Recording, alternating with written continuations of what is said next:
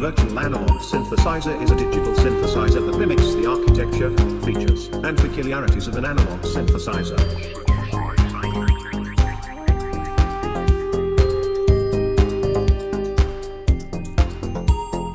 Oscillators, filters,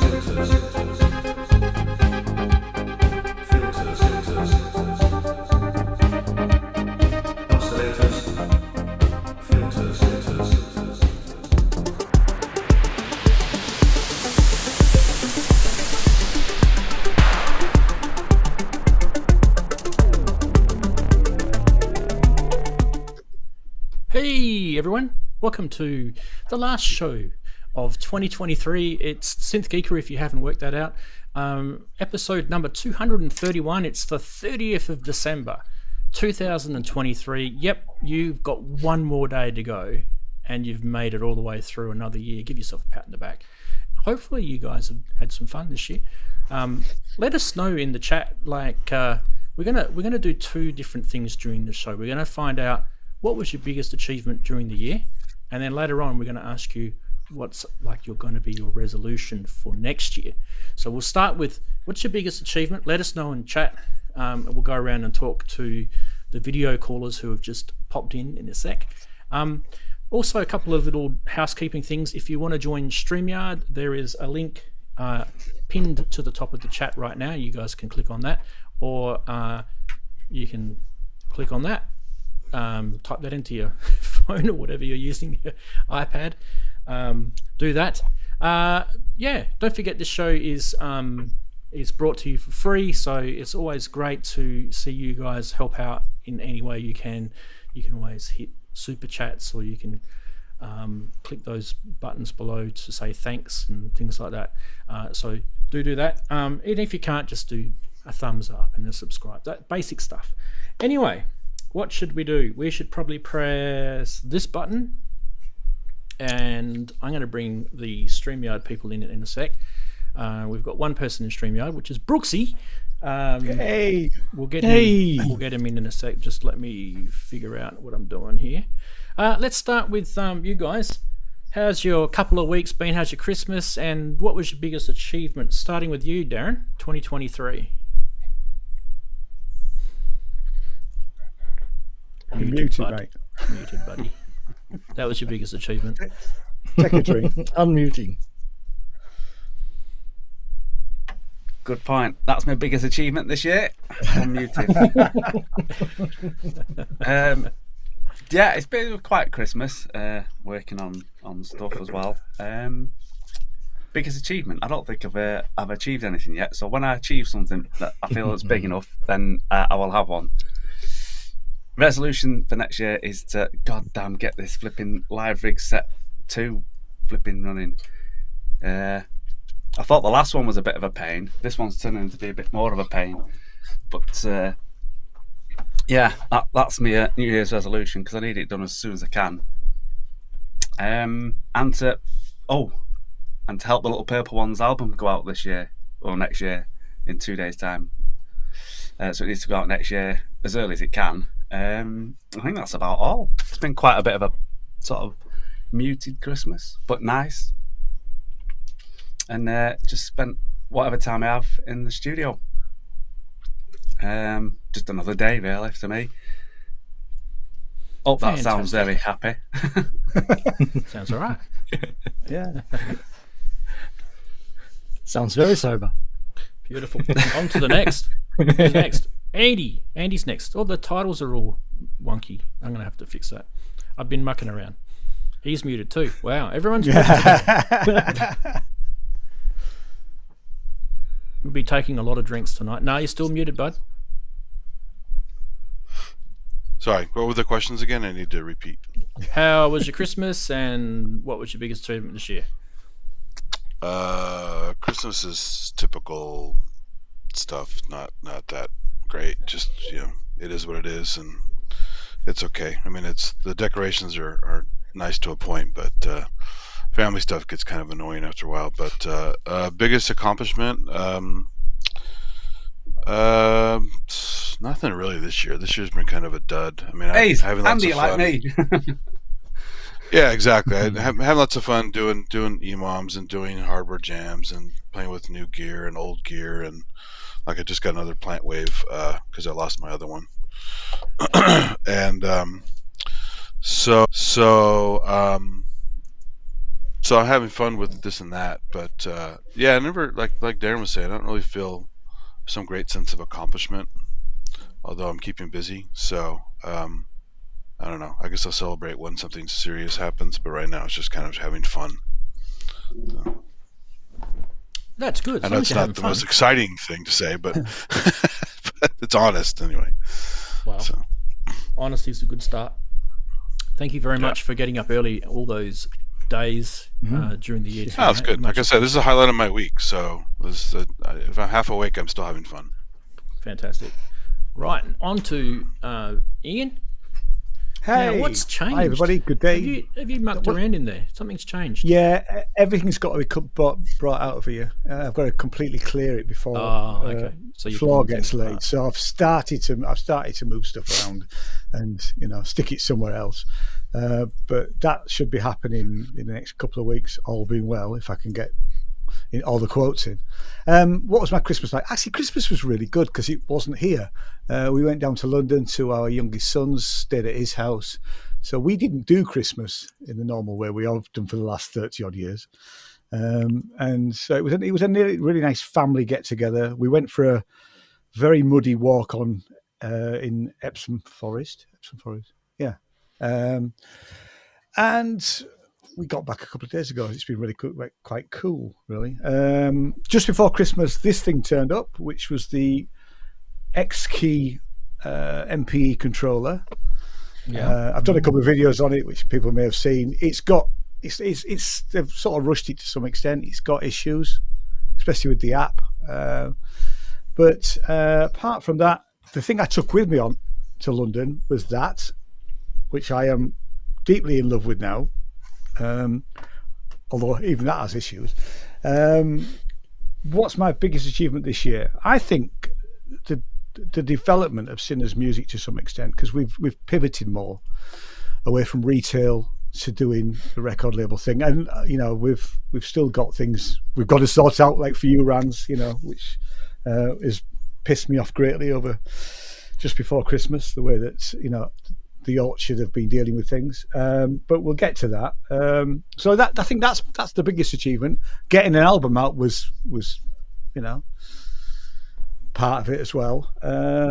My resolution for the year is to get moved. Yeah, simple. Just get to where we want to be, and then and start building communities down in the southwest. That's the plan. But no, overall Christmas was good. It was good. That's awesome. I like that. Where am I going to put that? Fantastic. Yeah, albums are a good achievement, definitely. But no, it doesn't define us. It doesn't define us. For those who didn't get an album out, it doesn't mean that you're bad or you're slack. It just means, you're different. Maybe you're not into albums. You're going to do it another time. So. See, David in the chat just said about a Sinners Music Live event. I would love to do a Sinners Music Live event. Yeah, I'd absolutely love that. And actually, awesome. If we could, because we're all over the world, you're in Australia, it'd be great if we could sort of do something. You have to stream it online as well. Yeah, that'd be a conversation with Jamie, I think, because he's the guru of being able to do live streaming. Yeah. But I would absolutely love that. Absolutely, yeah. Well, awesome. And I just wanted to say a big thank you for everything that you've done in terms of, supporting me and the show and my music. Oh, I mean, definitely. I mean, I'm sorry we've had the issues we've had with, streaming services, but it is it's not your fault. It's a development progress. It's work in progress. Doing the show is, like Andy, it is my highlight of the week. I absolutely look forward to it. Yeah, it's good fun. I mean, I don't like. Yeah, it's great. I don't like having days off, and when I do, I kind of always think to myself, should have done a show. Should be doing something. Yeah. Should have done a show. Yeah. Right, next. Who's next? Oh, Chris, just down the road. You're muted as well. I know you're doing it on purpose. No, I'm just shitting you. Yeah, you're doing it on purpose. I could tell because I can kind of You can kind of tell. Yes. Yeah, you probably do. But no. Hello, everyone. You were doing the Bruce Lee movie. My graphics in a strange place, but yeah, cool. Hey, we have a pretty kind of quiet Christmas in general down here. Being a warm climate, as Lance would know, we don't tend to do a lot of running around during Christmas. It's usually too hot. But it's had a quiet Christmas with the folks, and nobody tore each other's head off, and we're all very nice to each other, and everything was cool. So pretty much a win. Yeah, it's a good win. Yeah. What was the main topic? What was it? What have we achieved this year? Well, I guess people know what I've achieved this year because I've been squawking about it incessantly on this bloody stream. Apologies for that if people have been bored by it, but so it's the launch of the modular company. So, oh god, I'm calling it a company now. It is a company, Chris. It is a company. Yeah. But you are selling stuff. It's a company. Thanks, man. Cheers, mate. Well, that pretty much leads me to the New Year's resolution, which is to keep it fun. This is important because if I get stressed about this whole thing I've started, it's not really the point anymore. Well, keep that under your hat for now because we're going to do New Year's resolutions a bit later. No, so we'll come back to that. Right. Yeah. Okay, so it was just what we've achieved. Well, you know what I've achieved. Yeah. I've done a bit more. I haven't done enough music, so that'll come up next as well. Okay, interesting. I'll be excited to see that. That's for sure. Fantastic. Okay, who else have we got? Anyone in StreamYard? Yes, we do. We have Mr. Brooksy. What the hell happened there? Hang on. No, that is the wrong button because I forgot to put him on the. I forgot to put him on the side. It's an 80s film clip. There he is. Jeez. I got sucked off into a vortex. That was called Crisis on Hello, everybody. Hello, Brooksy. Hi, Andy. Hopefully, I'm not muted. No, you're not muted, mate. We can hear you. Right, okay, lovely, Johnny. I wanted to pop into this one. I won't be sticking around for very long because I've got to go over to Grace's for 2:00 because we're doing our rehearsal for tomorrow's gig. We've got a gig tomorrow along with James Glue at Head Charge. We resurrected Head Charge. So, and actually, I think that's an achievement. Actually, getting a proper gig that's not an EMOM, if you know what I mean. Yeah, because EMOMs are easy things you turn up and do. So I was very, very pleased to be asked to do that, and I think generally in terms of the year, actually making lots of music that we Grace and I have done a lot. We put some of our stuff out on Sinners Music. Thank you, Ian, for sorting that. Yeah, so we're very pleased with that, and we've got enough material for probably two more albums now of all the hardware jam stuff that we've done, plus a few other little bits. So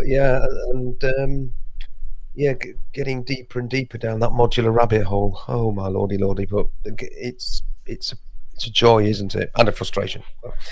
So that's what I'm proudest of the music that Grace and I have done this year. Really, really pleased with it. You should be. Yeah, you guys have done some amazing stuff. Happy New Year, everybody. Yeah, happy New Year. Happy New Year. Yeah.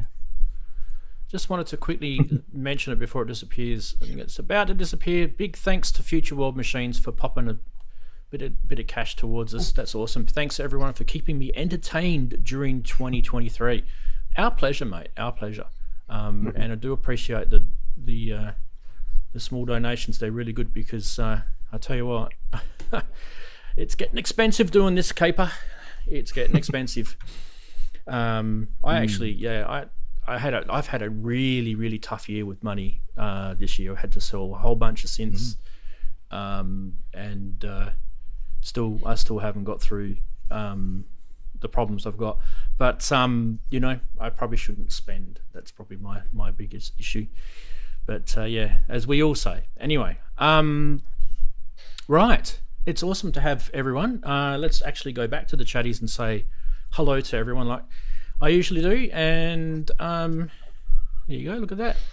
Dave's put a 1999 in there. A Prince donation. That's awesome, mate. Thank you very much. You are amazing. You were amazing, mate. You were amazing. Who was first? I think it was Mad Cat Modular snuck in there, wanting to know if this is the final show ever. I don't know why he thought that. It just said final show for 2023. It is the final show for this year. But yeah, I guess one day that's going to happen. I guess, but not. So I don't have a plan to. So don't worry. Apis Lapis is there. Big hello to you. It says. G'day to everyone. Future World Machines, once again. Big hello. Pat Brady's there. Also, I think Robbie Failed Muso is in there as well. Good to see you, bud. So it's nice. Culture of Ghosts is there as well. Matt Brown and James Glue says hi, everyone. And hi to you guys. And who else do we have? We have Half God, Half Beast. Greetings, Earthlings, he says. Kosh Dukaya says, hey everyone, he's on a phone. It's hard to type. It is hard to type on a phone. Give you the tip. Especially bring the keyboard up especially first. when your eyesight starts to go Just like a mine, tip. and you lose the close work, and it's hard to type and it's hard to read. Paul Holmes is there, says hi all. Who else we got? Lots of people popping in. And I'm pretty sure this is going to scroll on me. Chris Head says David. The first thing he says, David. Big hello to Steve. And then, Cheers, Carl. Cheers, Carl. Nice of you, mate. For the 10-pounder.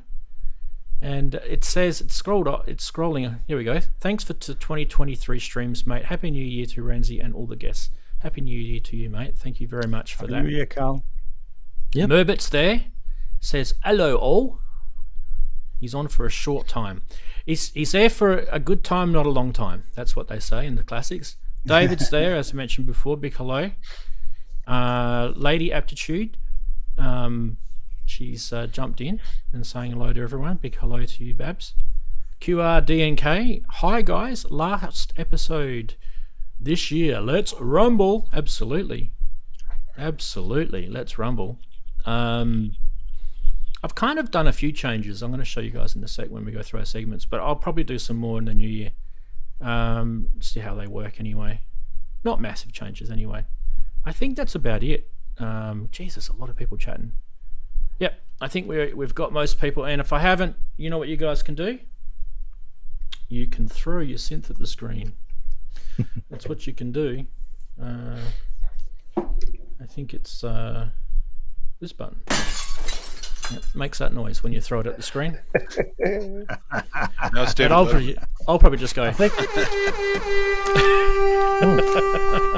That sounded like around about that size that went through the screen there, Rance. Yeah. I think I'd throw something a little more substantial, you know. Come on.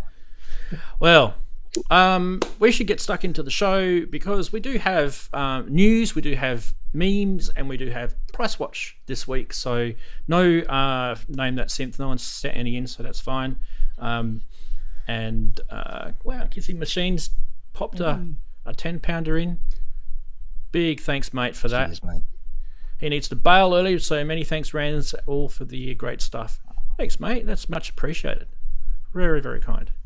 I'll try and keep track of them as we go. All right, let's see how we're going with the changes. See if anything breaks. I'm gonna make Brooksy so we can see it. There we go. Sorry, Brooksy. There we go. Brooksy was just staring at himself for a bit. Okay, so here's the change. We've got us. Here's a story, and on the other side there is the memes. So we'll roll with this. See if this works for us. Yep. That's what happens in this house. Actually, it's probably just any sound, not just the snare. Exactly. Yeah. I was going to say I've never understood Sorry, the whole. I was going to say I never understood the whole searching for a snare thing. Surely it's the kick you need to get exactly right. I agree. I think the kick. That's amazing. There's been so many of these floating around, and I don't know. I kind of thought the Volca looked a bit more realistic than all of the others. Yes, Kid doesn't know he's missing. That's a fun little unit. I sold my Volca. Oh, Yep. That thing's fun. January is coming, people, because if you're going to do a half-assed mini songs, you might as well do 30 of them.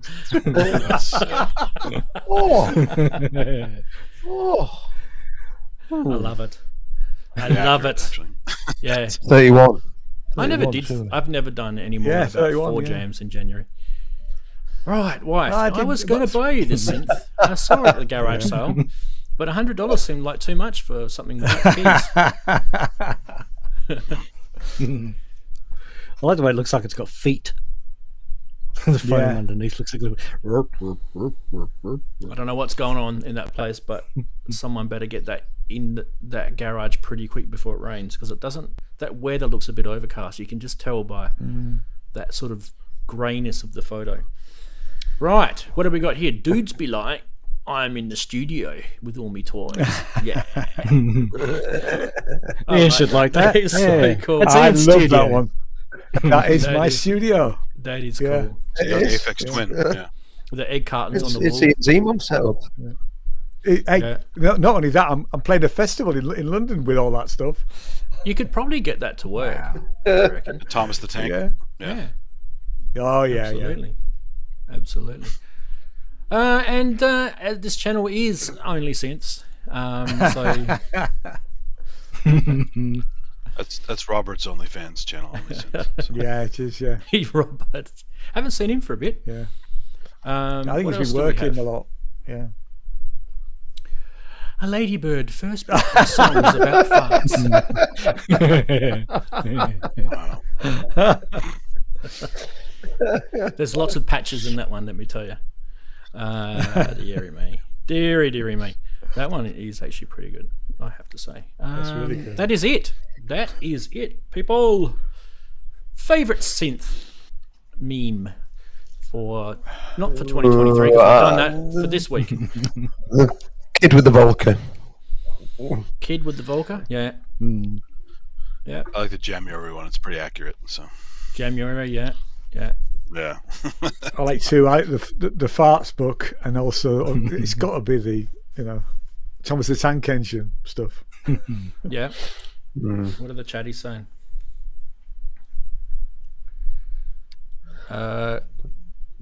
The book, the garage sale, Yeah. the kid with the Volca. You've already said that, Rossi. Yeah. It's fairly split. Lots of good ones there. Yeah, lots of good ones. Yeah, I think the kid with the Volca in the book is kind of. I know the Colossus is kind of getting there as well. Yeah, farts. Yeah, the book. Yeah. Thing about All the of the above. thing about the January, I guess, is that it's funny because of the way the world works, right? We are going to be not we as in I'm probably not going to be doing it, but we're going to be releasing sort of music, right? And generally speaking, if you're going to sort of subscribe to doing the 30 jams in January, you will actually get better by the time the end of the month comes. Yeah. But the thing is, people will become numb to the fact that you're releasing jams, and they probably won't listen to it. So they're going to end up, people just by default will listen to your earlier jams, which won't be as good, technically. Well, it's also hard to do it every day. I did Noisevember. I only got like 6 of them out. It's hard. It takes forever. Yeah.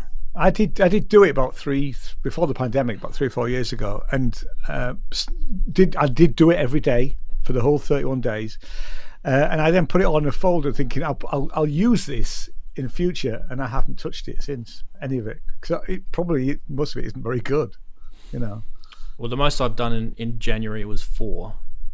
I did 5, but I didn't actually release the 5th because I thought it was crap. And that was during the pandemic. I think it was easy for us during the pandemic, wasn't it? Because we were we were locked in. We had nowhere to go.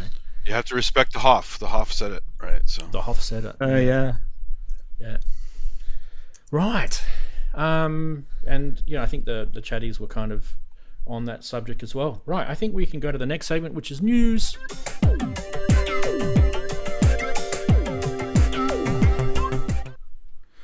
Maybe we might change the stinger in the new year. I don't know. I kind of get sick of them.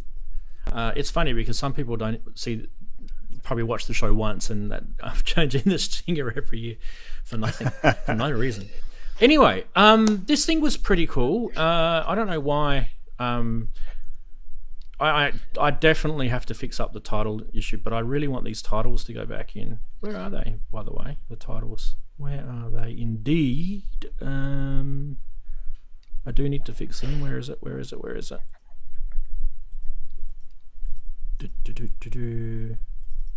Use titles. There we go. Title editor. And I need to go to data source, manage, and click on that, and that should fix it. There we go. It's too many clicks for me to fix. I don't know why, but that is just ridiculous. Okay, it should all sync up now. And I do check it before the show starts too, so I don't know what's going on. Right, starting with this one. This is the Groovetube by Telmatronics. Have you guys seen this? No, I haven't seen this. Looks interesting. I don't think Because so. Yeah. It does. Because, 4 valves and a fluorescent tube. Yeah, they have. I just screenshotted this out of YouTube because I haven't actually seen any photos, but they, yeah, they have talked about this before. So let's get the video up. Let's have a watch. Let's see what happens.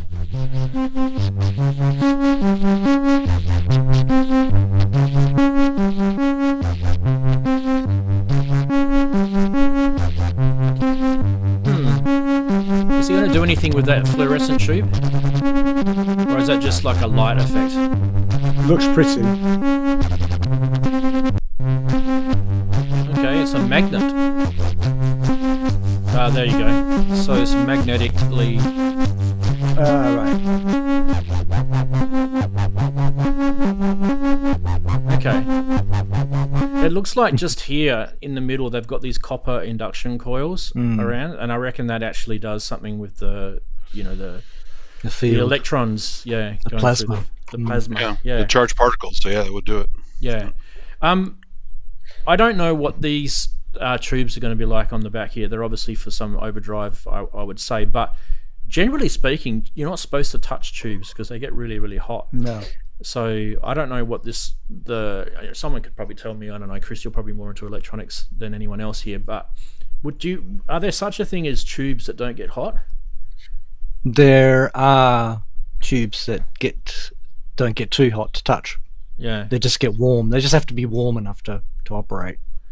Okay. You do see quite a few tubes plugged into the front of panels on, especially small ones. Yeah, the smaller ones. Yeah. Like the Korg ones. Only the older, like pentode tubes that you see inside guitar amps and stuff like that really get smoking hot. If it's for a low voltage, it would probably be okay. Yeah, that's definitely it. Yeah. What I like about this, it's kind of got an EMS sort of style design to it, doesn't it? Like the VCS3 sort of look to it. That scientific instrument type feel. Yeah, with the sort of silver and I like the knobs and the sliders, and it's it's really 1960s. It's mad pretty scientist, cool, isn't it? It is pretty cool. Very mad scientist. That's not really. We don't really have a lot to go on to show other than that. It just keeps going on, and he moves the magnet around and adjusts a couple of knobs and stuff. It looks to me like it's a mono type synth with a filter and all of those little sort of things that you're seeing are kind of modulation effects, and the distortion through the tube circuit as well. So yeah, interesting. I reckon it'll look cool to Nemon. Yeah. It looks kind of DIY to me, as in it looks like it started with that main unit, silver unit, and he looks like he's definitely attached more controls and more electronics to the outside of it. Especially at the bottom, that step sequencer looks like that was his next logical extension to the idea, because it is vaguely familiar, just the whole fluorescent tube in the middle thing, but as I said, it didn't look nearly as sort of over the top and cool as that the first time. So we may have covered it before. Yeah, it'll be in the blog article. All the links. I'll give them a plug. There's nothing on their website, so don't go visiting it right now. You'll be disappointed. There's quite a bit on the Kickstarter page. There's the Kickstarter page. Cool. Yeah, £700 for it as a kit. and then if you want to buy it built, you're looking at 1,000 or 1,400, depending on slightly different versions. All right. You know, that's pretty cool. My only concern with it would be, you know, how easy is it going to get to get the replacement fluorescent tubes? Because that looks like a non-standard tube. Oh, absolutely. You wouldn't want to break it, would you? So I guess it's like anything. Well, they don't, and they don't last. They don't last for, you know. They don't last They might forever. last a year or so, but. That'll probably, the way that's being used, it'll probably last longer, Ian, I suspect, because I think it's just operating on a lower voltage, and the demand isn't to produce a massive amount of light. Fluoros that we use every day are definitely more sort of for putting out the maximum amount of light for the, you know, the minimum amount of, you know, replacement time that they think the customer will allow. But I love it. Getting It looks replacements, great. but getting replacements is what I worry about. Yeah. I reckon it'd be fun. I agree. Cheaper than we expected, says Wagoo. Kev Human says he didn't expect a show today. So Well, it's a bonus then. Good on you, Kev. Good to see you here, mate. Right, what else we got?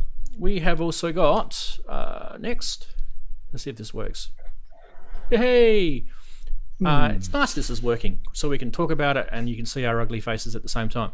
All right, so this is the VCV patches. So these aren't actually modules that you buy as physical hardware modules. These are software for VCV.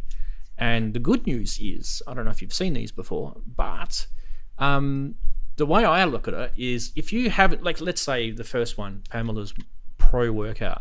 If you don't have a Pamela's Pro Workout, you may want to check this out first. And the good news is some of these modules are actually free. Some are, you've got to pay for them, so they do making a little bit of money, but we're talking $20 or something.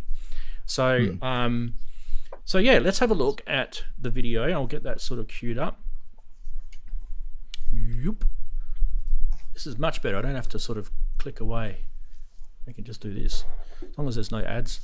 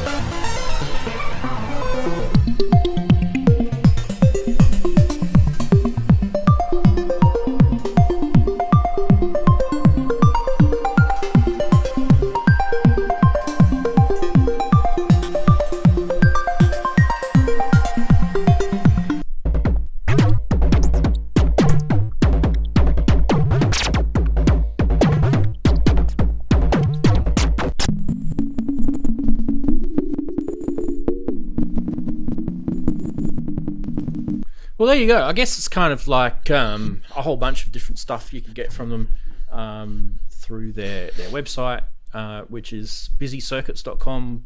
I'll give you guys the link /VCV. Like I said, some of them are free.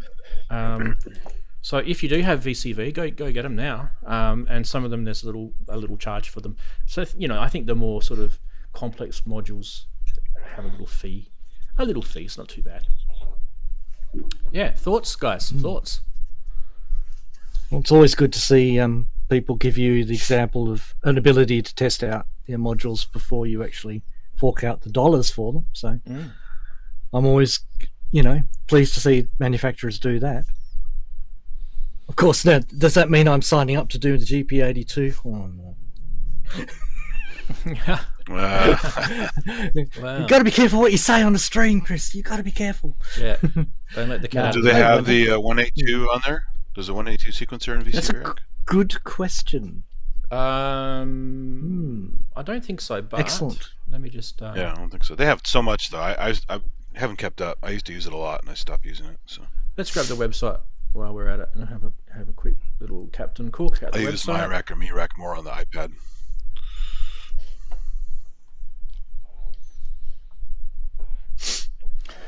Wasn't there an earlier version of VCV Rack that was on the iPad? Well, there's one called I think MyRack I had or it at some MeRack. point. It's a version of it. I don't know if it's up to date or not, as this one is. Yeah. But it's the same basic interface and So capabilities. I think PAMS Pro is $20. VCV MFX, which is a multi-FX, is $20 because you're paying for the algorithms. Yeah, there's a lot of TISO Diaco is $15. That's a 12-bit digital wavetable. So like something like that, and also the MFX, they're both digital modules. So really, you're basically getting the same guts. If you've got something like Expert Sleepers, with the DC coupled connections, and you can bring connections in and out of your DAW, you might as well just have these in your software. That's the thing, isn't it? And look at all the free ones: Pip Slow, Beast Chalkboard, the O and A x2, the MCO, Tangle Quartet. So there you go. Yeah. And for those who haven't played with VCV Rack, you get a ton of free stuff with it anyway. I mean, there's so much stuff for free. It's unbelievable. It's really, really good. It's got all the immutable instruments, hasn't it? Got all the immutable instruments modules in it. Yeah, that was. I remember All when our it Tola launched, that basically was a big lives in deal. VCV Rack. So it's There's a fair bit. Like you probably don't need to spend any money in VCV Rack. You would, you would have fun. But yeah, what I like about it is, like I said, it's the free stuff is always good. Big hats off to them for that. But $20, try out PAMS if you're not sure about it and want to get to know it a bit before you buy it. Because this is one of the things, right? If you buy a module, you can't take it back to the shop. I know in some countries you can do it, but where I live you can't.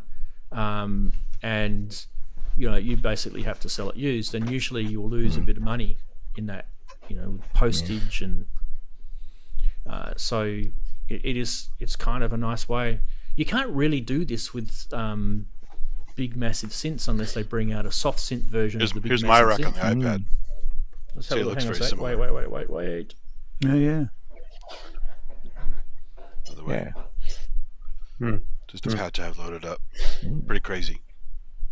Fully animated, all kinds of stuff. Yeah, it's nuts. I'll be fixing those titles, guys. Sorry about that. I think it's a good way to get started as well if you really want to get into modular. And you want to, put a toe in the water. It's free, a lot of it. So it's great. I think there's a slight caveat to that. I mean, I kind of agree with him, but some people don't really get the modular experience unless they are touching things with hands. Right, okay. It's a weird thing. Yeah. Not everyone's like that. I mean, because we've been around the blocks for a few years, so we've kind of been through our initiation of. We can kind of use our imagination to kind of get an idea of what the experience is going to be like. But the younger generation may find it a bit more difficult to sort of get that experience. I've heard a few people say, I couldn't really get into VCV Rack, but once I got an actual modular, it all changed for me. It's that's interesting. Yeah. So it's probably the mouse. It's true, It's a but good point. Yeah. Well, plus, if you want live control with more than one controller, like a mouse, you gotta have a MIDI controller of some kind for the VCV Rack, and now you're back to modular again. Yeah. So I think people who one other thing you could do is you could get yourself a module that has some sort of generic CV control. There's plenty, right? And then you've got your DC coupled connections back into your DAW, and you can then map sort of like a physical control back into VCV. So you're kind of getting a little bit of both. You're getting that material physical control, but getting the benefit of the modules. I'm just trying to think off the top of my head what you could use. There's a few.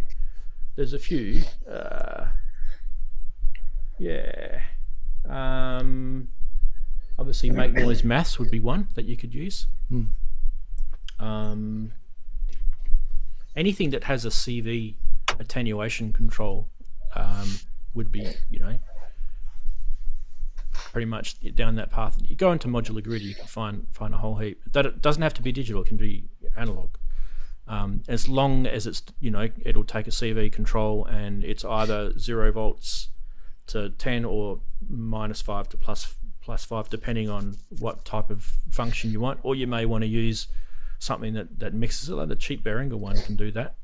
Or hook up your Force or MPC that has CV gate control on it as well. You could use that to mix with it. Yeah, there's a 172 or 173 from Behringer. That's like a voltage mixer module times 2, which is pretty handy.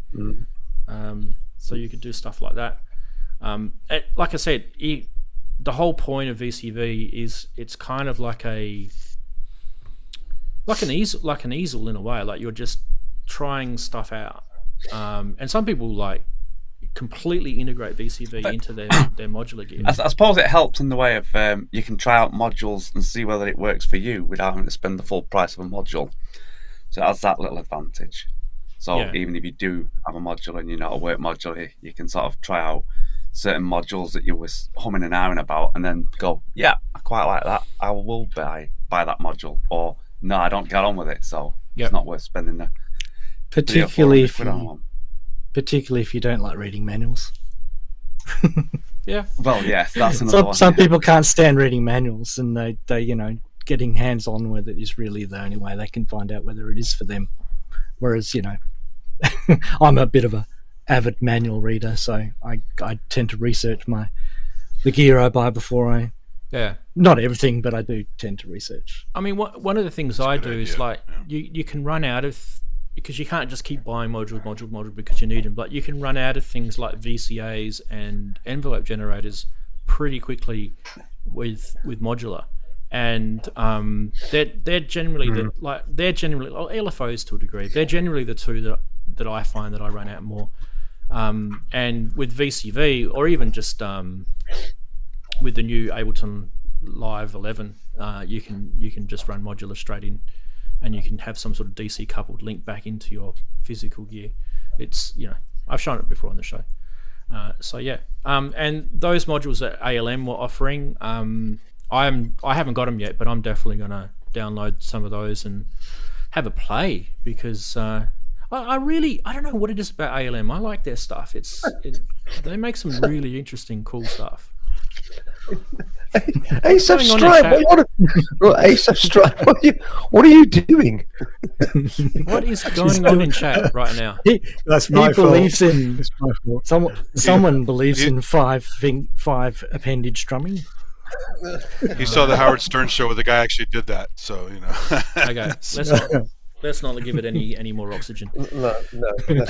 Ranzee, I'm going to have to jump, I'm afraid, now, because I've got to get over to Grace's. So, all right, say good day to Grace. Thanks for having me on briefly, and Happy New Year to everyone. And Happy New Year to you, mate. We'll see you. I'll try and jump on next week as well if I can. So. Yeah, have a great gig, Happy New Year. You and Grace. Yeah, thanks very much.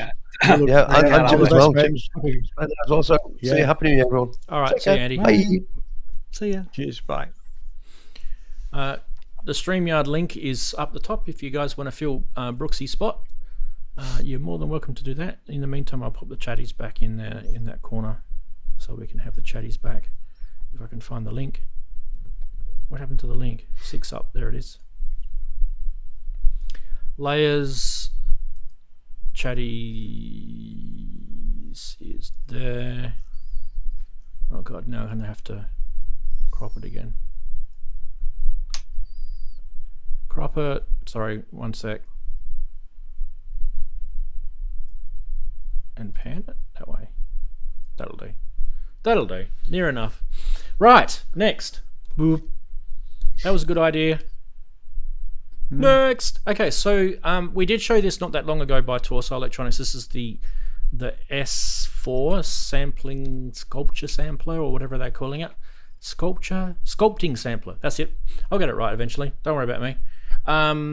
This thing's $8.99 US, by the way, as a pre-order if you're interested. But the reason why we're giving it what they call in Australia a second suck of the sav. Yep, that is definitely what we call it here. Just because we've got some audio demos to show, and I just thought we didn't really get enough last time to really sort of bite into. I don't know if you guys agree with that or not, but let's have a quick look. There's only a couple of minutes worth.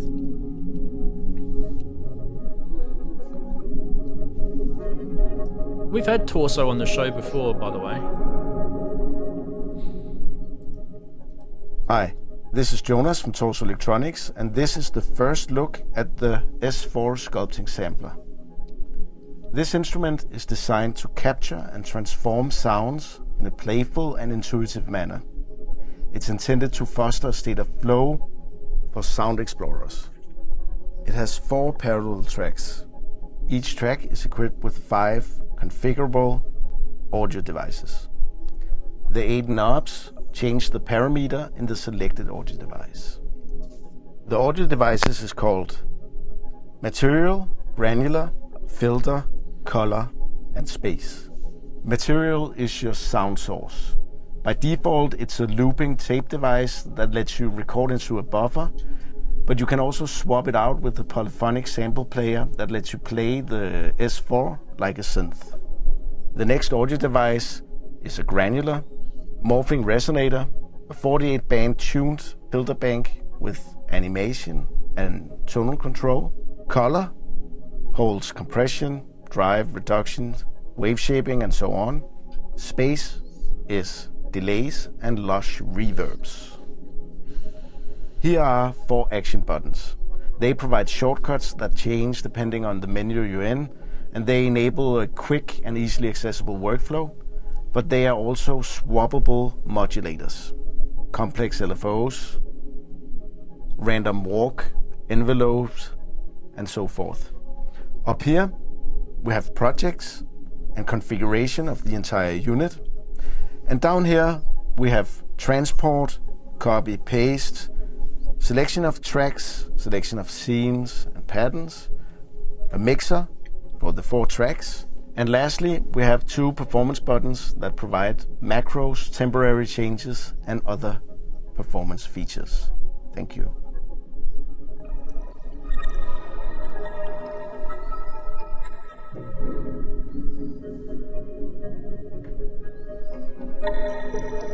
Well, there we go. Yeah. I don't know what you guys think of that, but we didn't really get to see that last time we showed it. It was kind of a lot more brief. And we have a price now as well. So yeah, I like it. It's that's where I am in the sort of sample manipulation, and I've gone away from the modular side more to more digital, and I really like. I liked it when we shown it. I mean, I still can't get over that big black square space that sort of does me OCD in a bit, but I sort of really like this. It's Put a sticker there. It's just up there. There's like, can't you put something there? That's probably just for you? You maybe your beer. Put your phone. Put your phone there. Pocket operator. Yeah. You can park your car there if you've got a small enough car. I mean, charge your phone. I like it. It's very plain and phone charger. I like this. I do too, Darren. It reminds me of granular Borderland on the iPad. Yeah. The sounds that he was producing there. Tasty chips as well. The Geo. Yeah, bit of Geo. Seems quite pricey, but there seems to be a lot in the box. To be honest, It kind of had a little bit of poly end to it as well, didn't it? So yeah. Well, it looks like a poly end tracker, doesn't it? I was going to say it's like someone took a cross between the Sonic Live and Sculpture and the poly end tracker and there was a Love Child, and this was born. Yeah, because it does have and it's that built kind a of lot. vibe, I'd say it's built really well, because if it's like the sequencer they do, which is solidly built. The T1, yeah. Looks pretty. The guts of it. I mean, the aesthetics of it aside, the guts of it is where it's kind of different. So it, you probably think to yourself, 4 tracks. Come on, that's not enough. But it's actually, in a way, like if you look at like things like the OP1 and some of this hardware that's been around for a long time. When you have this limitation, sometimes limitation is done on purpose, and I can tell you that with these guys, It probably is. I'm not in the know, but obviously they would probably be saving room for the DSP processing of some of the other stuff that's in that thing, because it does quite a lot. But a 4-track system is not a bad thing. It's only a small. I mean, you saw the size of his hands and that. So I kind of feel like, and you can bounce. So you can bounce, and you can also, I believe, you can also merge down, and then so you can do 4 tracks, merge it down to 1 track, and then you can keep going. So you're building real-time bouncing. Yeah. But you can do that also on the Poly-N tracker. You can do that on the Akai MPC. So, but anyway, those things are really, really cool. I would like to see one in person, because I think one of those things, you really aren't going to know how good they are until you actually get one in front of you. And you guys, this is a really good example. You guys, most of you guys now have a Poly-N tracker. And interestingly, what you thought of it before you got it versus now that you've got it, has your feelings about it changed? Mine have. I'm not enjoying it. I can't really get my head around it. I mean, the direct comparison is, I've had that for 2 weeks, and I absolutely love that. And I'm trying to love the Poly-N tracker, but and the amount of time I spend on it, I spend an awful lot of time on it. Yeah. I just, I'm almost tempted to sell it. Yeah. I'm not in love with it. There you go. No. Well, my experience has been a little bit different. Yeah. My experience is different. I knew what I was getting into when I went into it. So I knew it was different. I knew it was not that normal flow of music making that I'm used to in DAWs and stuff. So I kind of, I took the opportunity, and I wasn't disappointed by the that it was what I was expecting, I guess you could say. Having said that, I haven't used it a heap, but I don't find myself wanting to ignore it. I find myself really wanting to get back into it, which I think is a good sign. Yeah, it's just a lack of time. It is. Yeah, it is. I was getting some interesting results, and it's going to be fun to explore. And I, in terms of the quality of the instrument, I've always been impressed since I bought it, since I got it in my hands. So I always, it's a big block of solid. I guess because I'm not a Mac user, so I haven't really experienced the solid block of aluminium and the whole vibe. I'm with both Ian and Chris on this, because I don't know what it is about me, whether I'm just weird, but I tend to sort of sympathize with like Ian, because I know if you haven't been in the world of trackers in any of your life, if it's just something that's been completely you know about it, but you haven't actually spent a lot of time in your life with them, you will struggle with a tracker, because you have to learn that whole ecosystem. And luckily for me, I spent my early days with Commodore Amigas, and I used to muck around with trackers then. But I was also going to say that with Chris, I'm kind of with him as well, because you do take a different approach to that device. You know what? I kind of feel like one of its strengths is that granular system, and in a way, you're kind of, when you're playing with the granular side, and you're actually just setting up your sound design. Really, I actually record that through the audio out. That's a good idea. And you just sample what you've while you're just mucking around with the granular thing. I wish I'd done that more with the sculpture when I was just playing with it. How that initial sort of spark of creativity. I'm just exploring this thing, and you kind of come back to it and go, I probably should have recorded all that. And in a way, I'll do it tomorrow, and then you don't. That kind of alludes me to the OP, the teenage engineering stuff is like, because they let you kind of automate that stuff. And that's probably where the Poly-N tracker falls apart, because that would be cool if you could automate more of that sort of stuff. You can, but it's not the same thing. In another degree, these would have the same sort of appreciation or disappreciation from people. It's a sample track. I know there's people that absolutely love it, and there's people that have got it and they've got rid of it because of its limitations. I think I'll like it when I update, because I'm way behind on updates. The new update is incredible, by the way. You've got a. I heard that. Yeah, that's what I heard.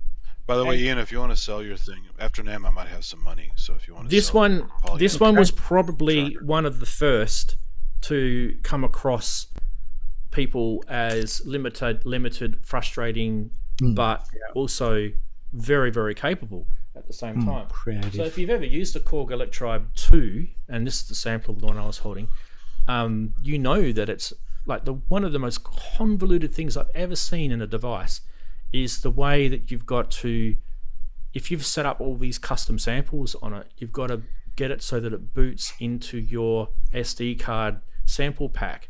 And if you don't remember to do that, it goes into the factory settings every time. You're like, it's just one of those real stupid things where it should just be a platform that loads, and then you should be able to just call something up. And Yeah, it's because just the ESX really, was quite easy to use. Yeah, That's like their old that's the ones case. Was, Yeah, yeah. The case of the computer getting in the way of the music.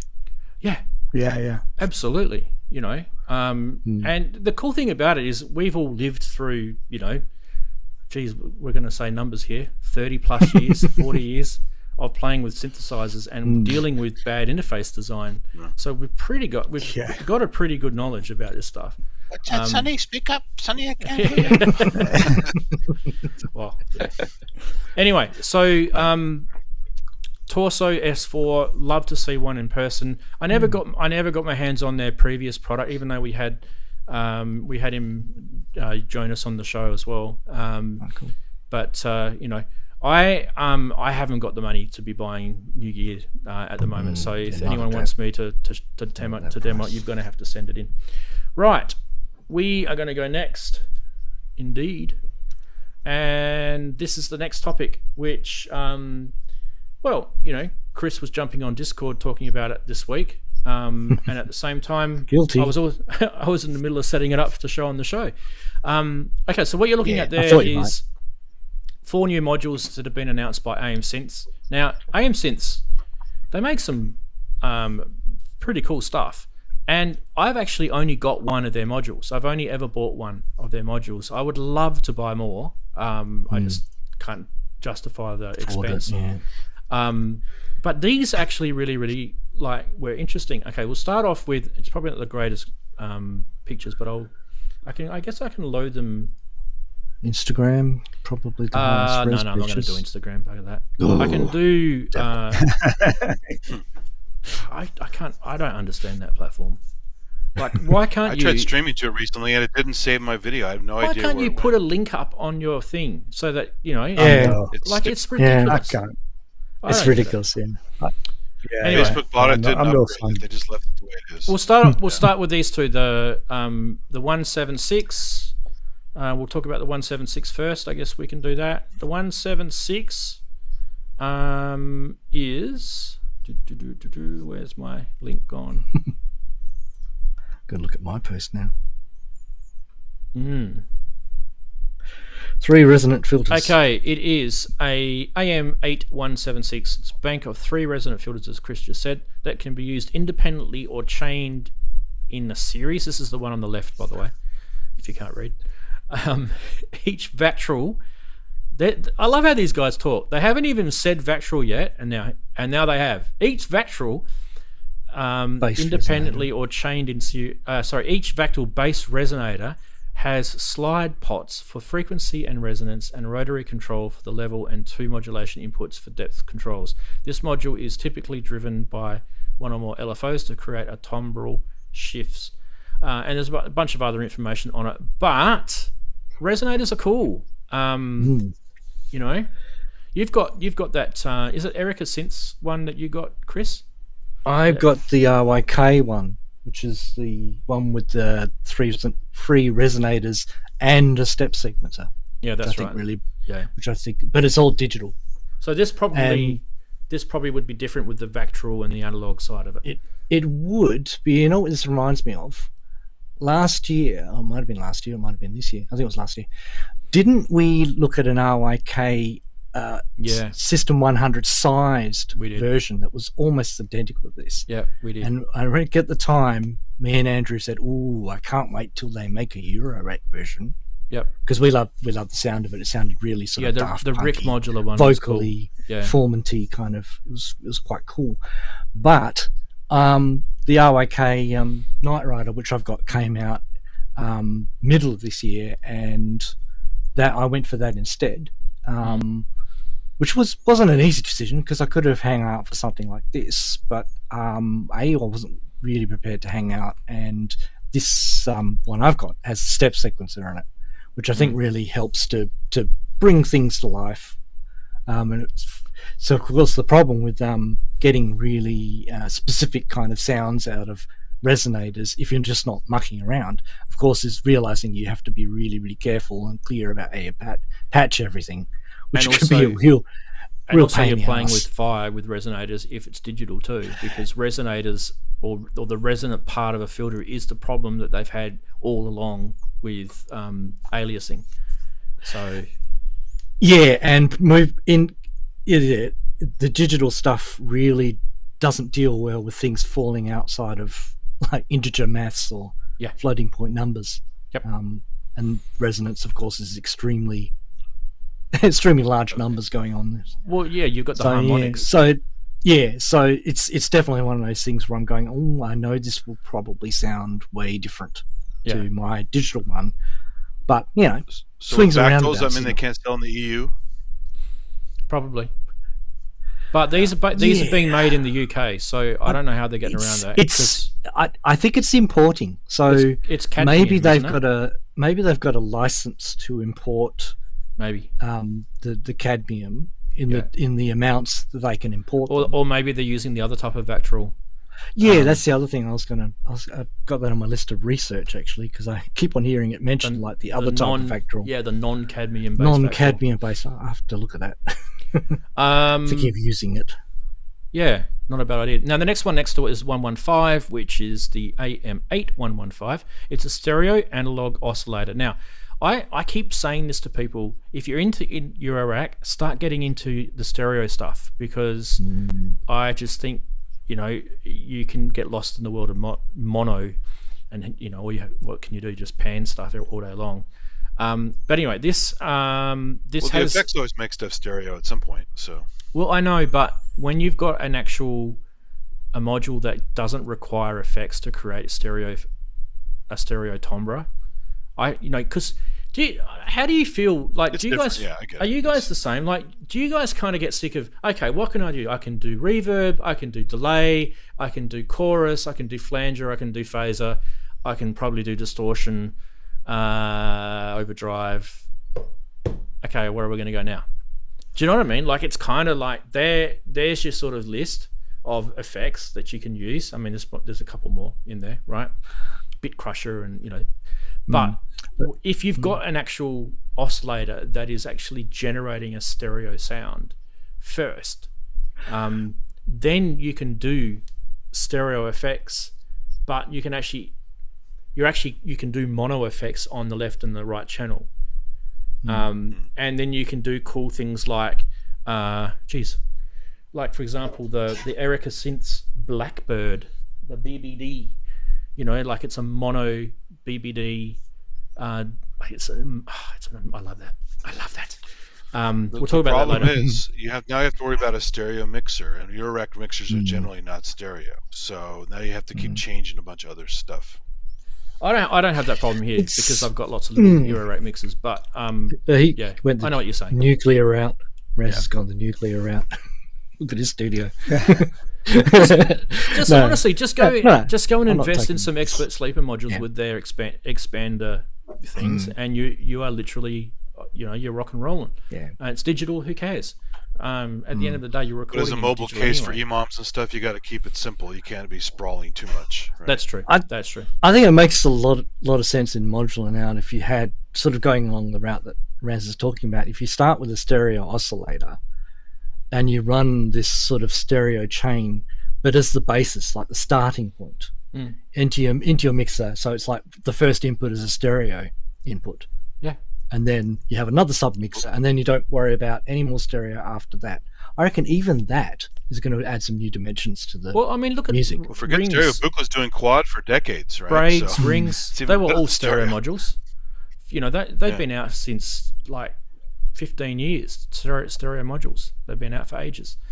Right. Anyway, let's have a quick look at it. You've obviously got an animator, which lets you play with the rate, the depth, and the level. And there's also some LFO stuff in there as well. So yeah, I think, honestly, Andy, just thinking about this, if you're going to go sort of like performing, AMSynth stuff is more for that bigger modular sort of setup, because it's kind of like stuff at home. Yeah, it's like the System 100. It's that sort of feel. All right, let's go to the next one, because there's 2 more to go. Which one were we on? We were on that one. Okay, cool. Now, this one what was that? This one we saw a little while ago.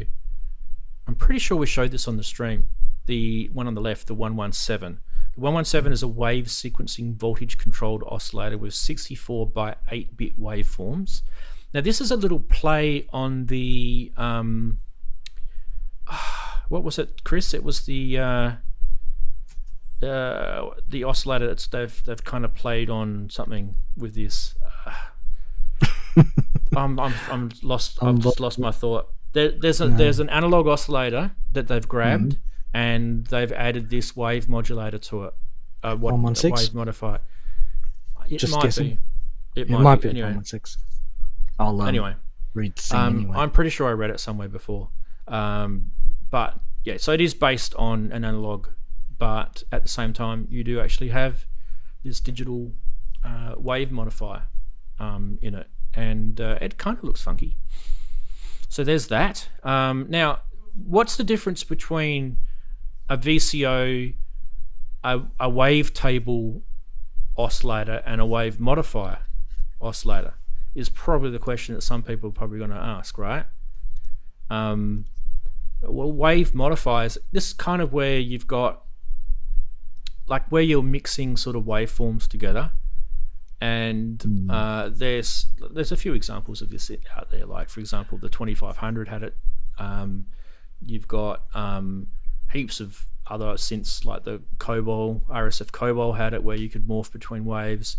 But having, pulse width modulation is a perfect example of it, where you're changing the length of the waveform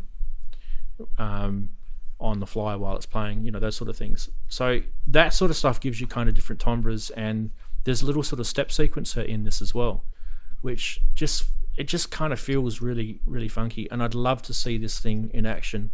So yeah. And last one, we'll just quickly go to the last one, the Wave Shaper, which is the 113 on the right side. It's a VCO with a Wave Shaper rather than the second. So it's second oscillator. This was probably the one I'm thinking of. This is a standard oscillator. Yeah.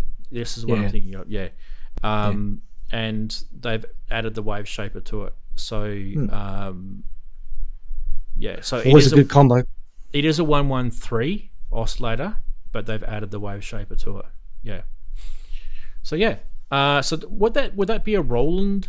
I guess that would be a Roland oscillator, wouldn't it? Pretty much, yeah. That'd be a System 100 type oscillator. Yeah, System 100 type oscillator with a foreign to System 100 has that Wave Shaper. Sure. It does. I mean, I just think they like it. But so on looking at that Wave Shaper diagram, right? You've got the 2 sliders. So what have we got? Have we got kind of like a triangle sort of shaper, and then we've got a sawtooth or a reverse ramp shaper. That's what it looks like to me. But then you've got these switches underneath, right? So I'm guessing that's what either of them could be either or. I'm guessing. So it's probably got a bit to do with how the wave shaping is done in the analog realm, which is kind of not obvious. Wave shaping is a little bit of a head F, so to speak, in the analog world.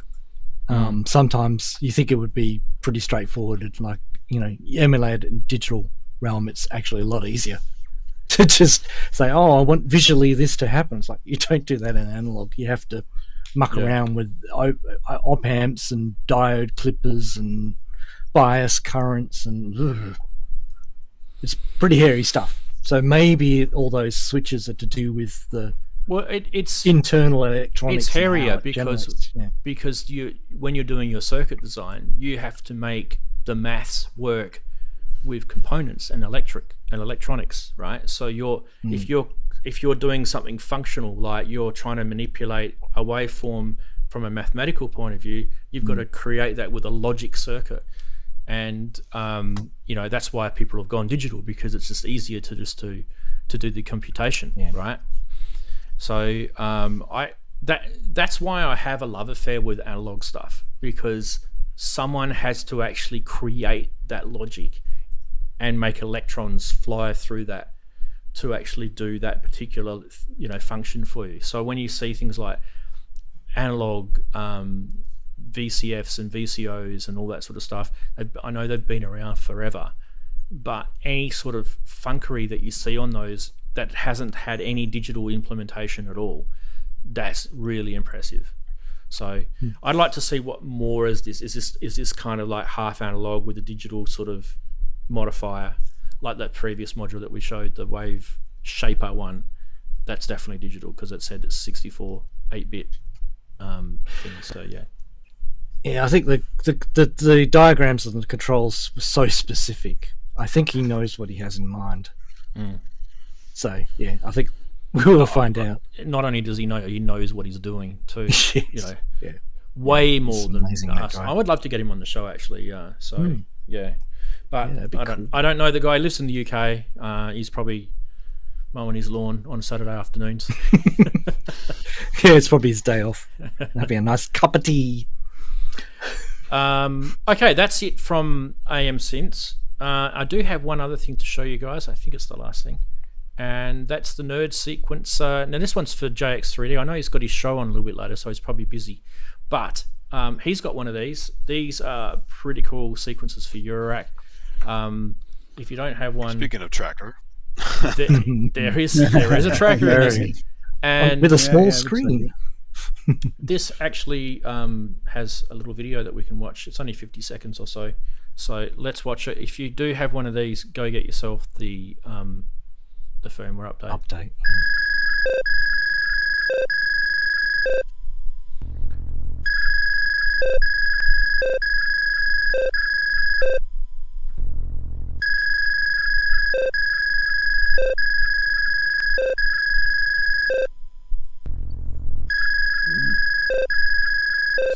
It's like a boot screen of a Commodore 64 game.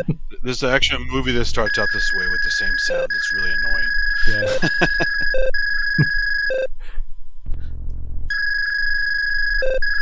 If you want, I can mute it.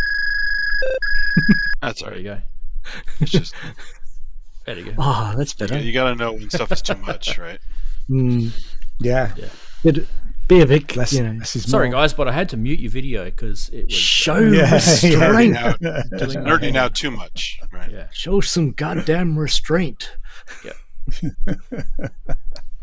Anyway, if you haven't got one of those, that probably doesn't do anything for you. But yeah, you just saw what was kind of involved in that new firmware. That firmware is massive. That update. So, so Ian, this is probably not for you. This module, and for two reasons: No, I'll A, take it's it. Eurorack, and B, it's a tracker. And it's a tracker. Yeah. That's a small screen That's the too. worst They're not very combination, useful. isn't it? They're powerful, but not that fun to use. So It's you know what? It's funny because like I remember we had Brooksy on before, and I know he's left, but and I'm not saying anything bad about him while he's not here, but he actually bought an MPC once, and he was really keen to get into it, and he never gelled with his MPC. And there's so many people in the world that I reckon fall into these little camps of what type of sequencer slash arranger slash sampler what is sort of going to gel with you. Are you gelling with Electron? Are you gelling with Teenage Engineering, Akai MPC? I mean, even the Synthstrom Deluge is different. Again, the Square stuff. There's so many, right? I know you're a big Native Instruments guy, Andy.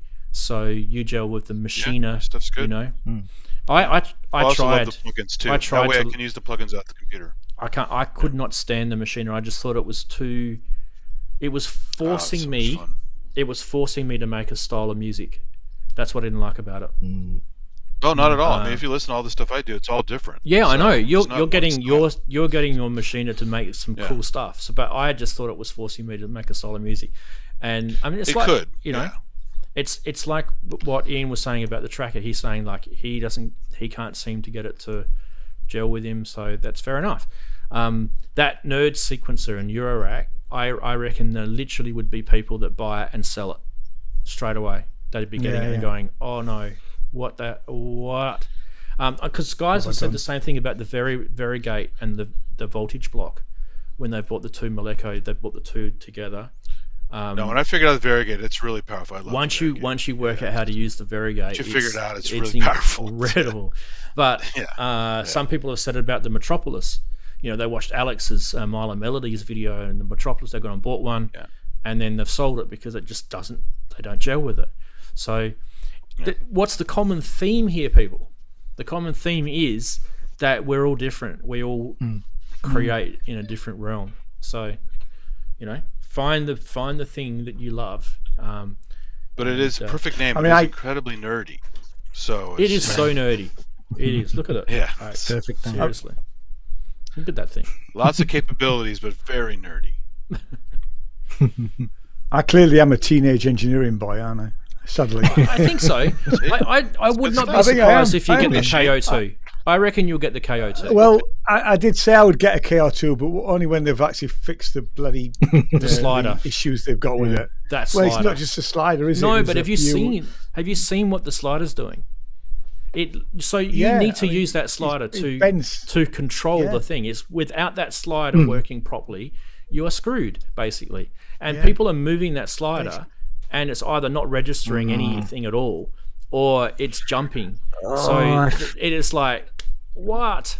What are you doing? Yeah, so you know, they're going to have to do some sort of serious work on fixing the, you know, because I mean, the ones that we've seen come out of the you know, that have been unboxed with the pins are bent, you know, they need to fix that. Yeah, because you're using the slider like you say, you're using the slider all the time.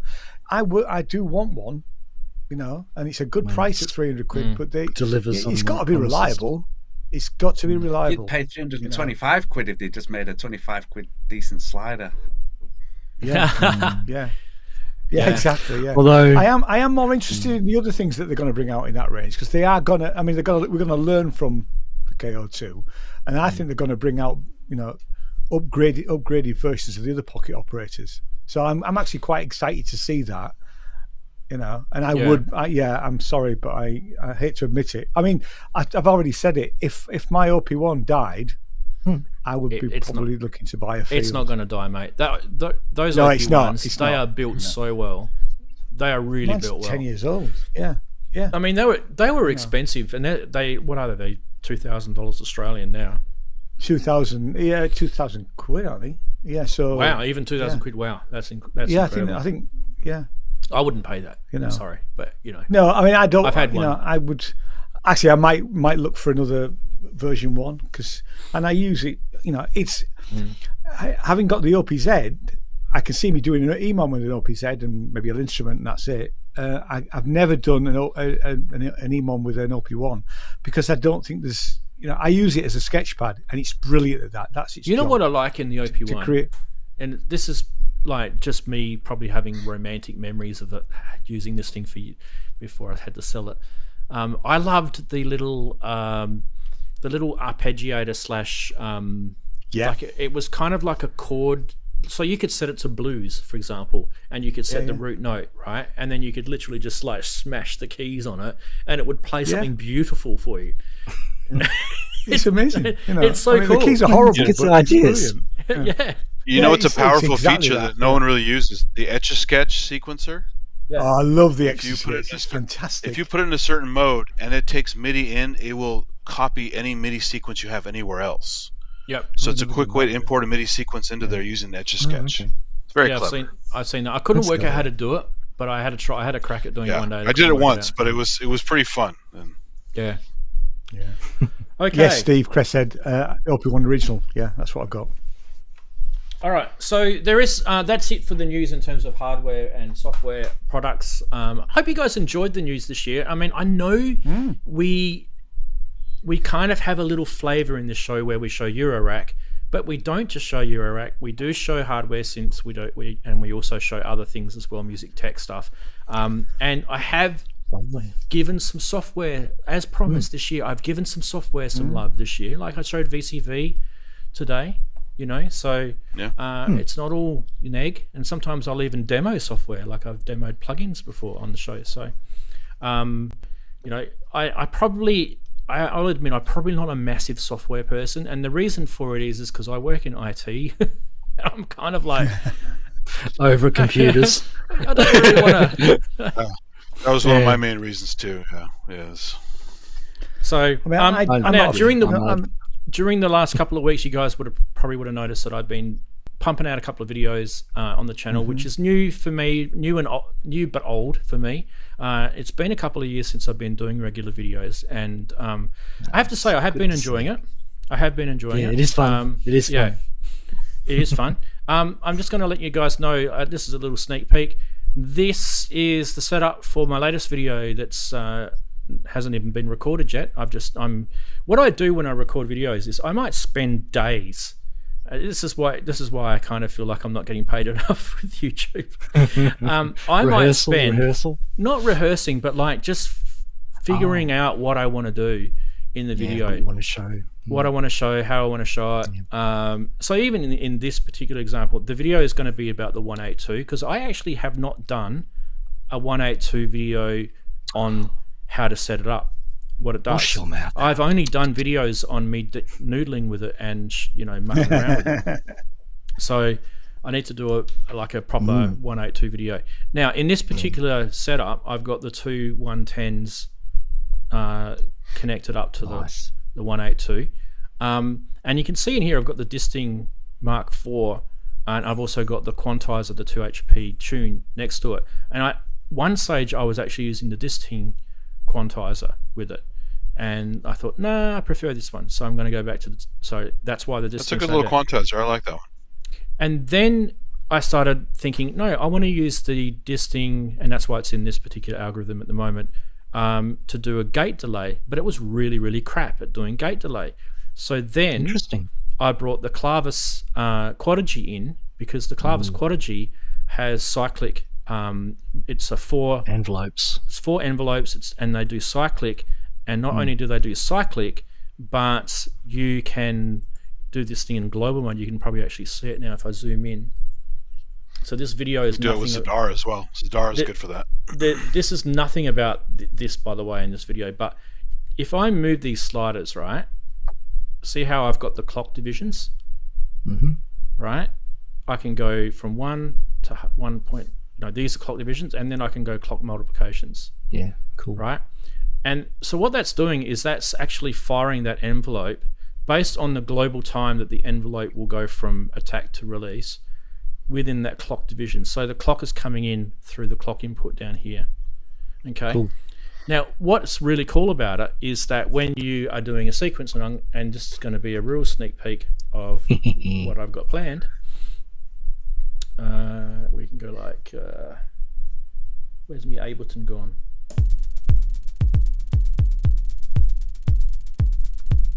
Okay, let's get this. Here we go.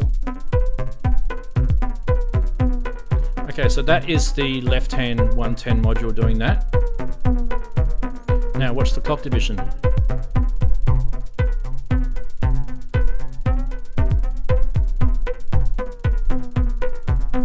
Right, and if you don't want to get like fidgety with a slider while you're in performance, you can actually map it through the CV matrix to this. But what I've actually done is I've mapped something else to that user CV matrix, which is the bass.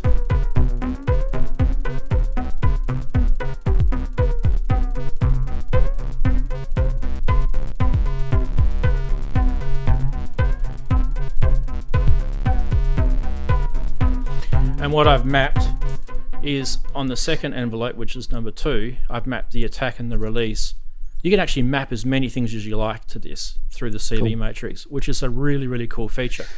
So have a listen to the clock multiplier when you start mucking around with this.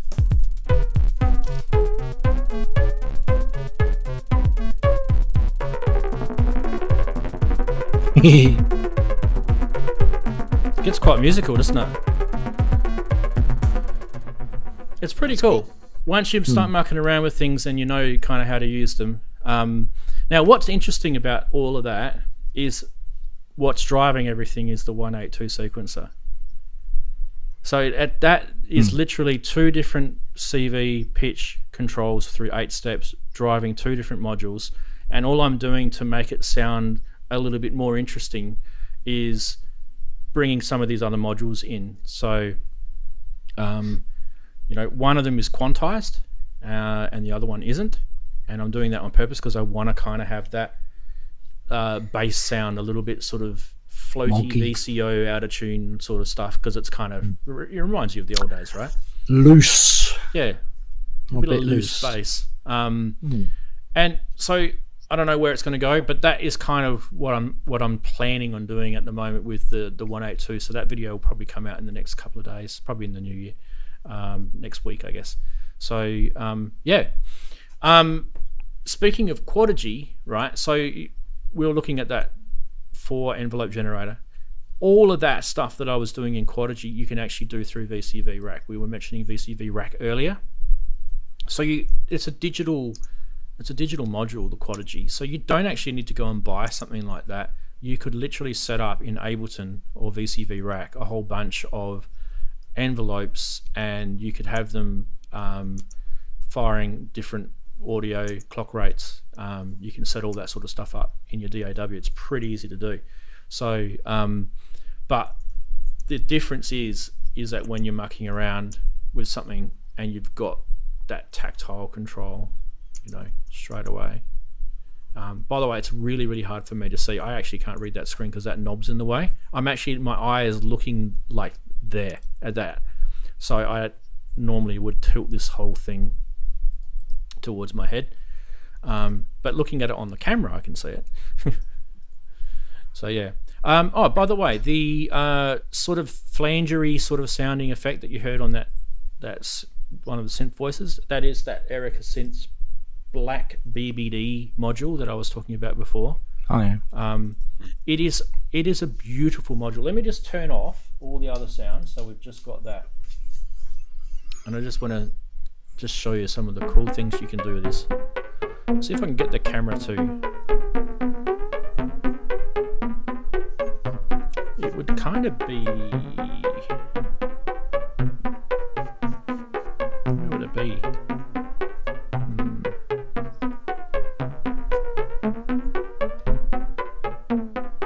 Just hang on. Let me just hang on a sec. I'm just going to get the camera in for you guys because I know you guys like to see stuff. 1 second. Where is the actual camera first coming in on? Hello camera, where are you? You are coming in there. Now I can control you. Alright, how about I show you what I'm doing so you guys can see. I'm just moving my PTZ camera. Alright, across. Tilt and zoom. Until we get to it. And we are just about there. There we are. So there is the black BBD from AmSynths, and let's get that sequence going again. Obviously the biggest knob is the one that you muck around with first. You guys didn't know that, did you? You always muck around with the big knob first. Always. That's the panel design philosophy. There's always a big knob. Let's get this feedback happening.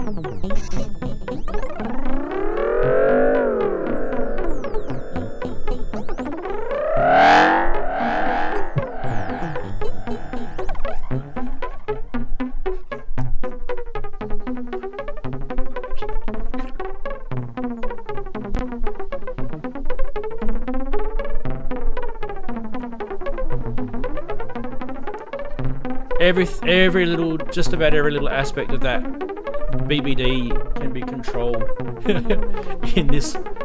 It's basically, it's all the little pins on a BBD chip mapped out into CV controls. It's a great little module. Now, the reason why I like it so much is because the quality of it, it's kind of like when you compare knobs on a Moog synth versus knobs on a cheap plastic Roland synth. It's this, everything is just has that real engineered feedback.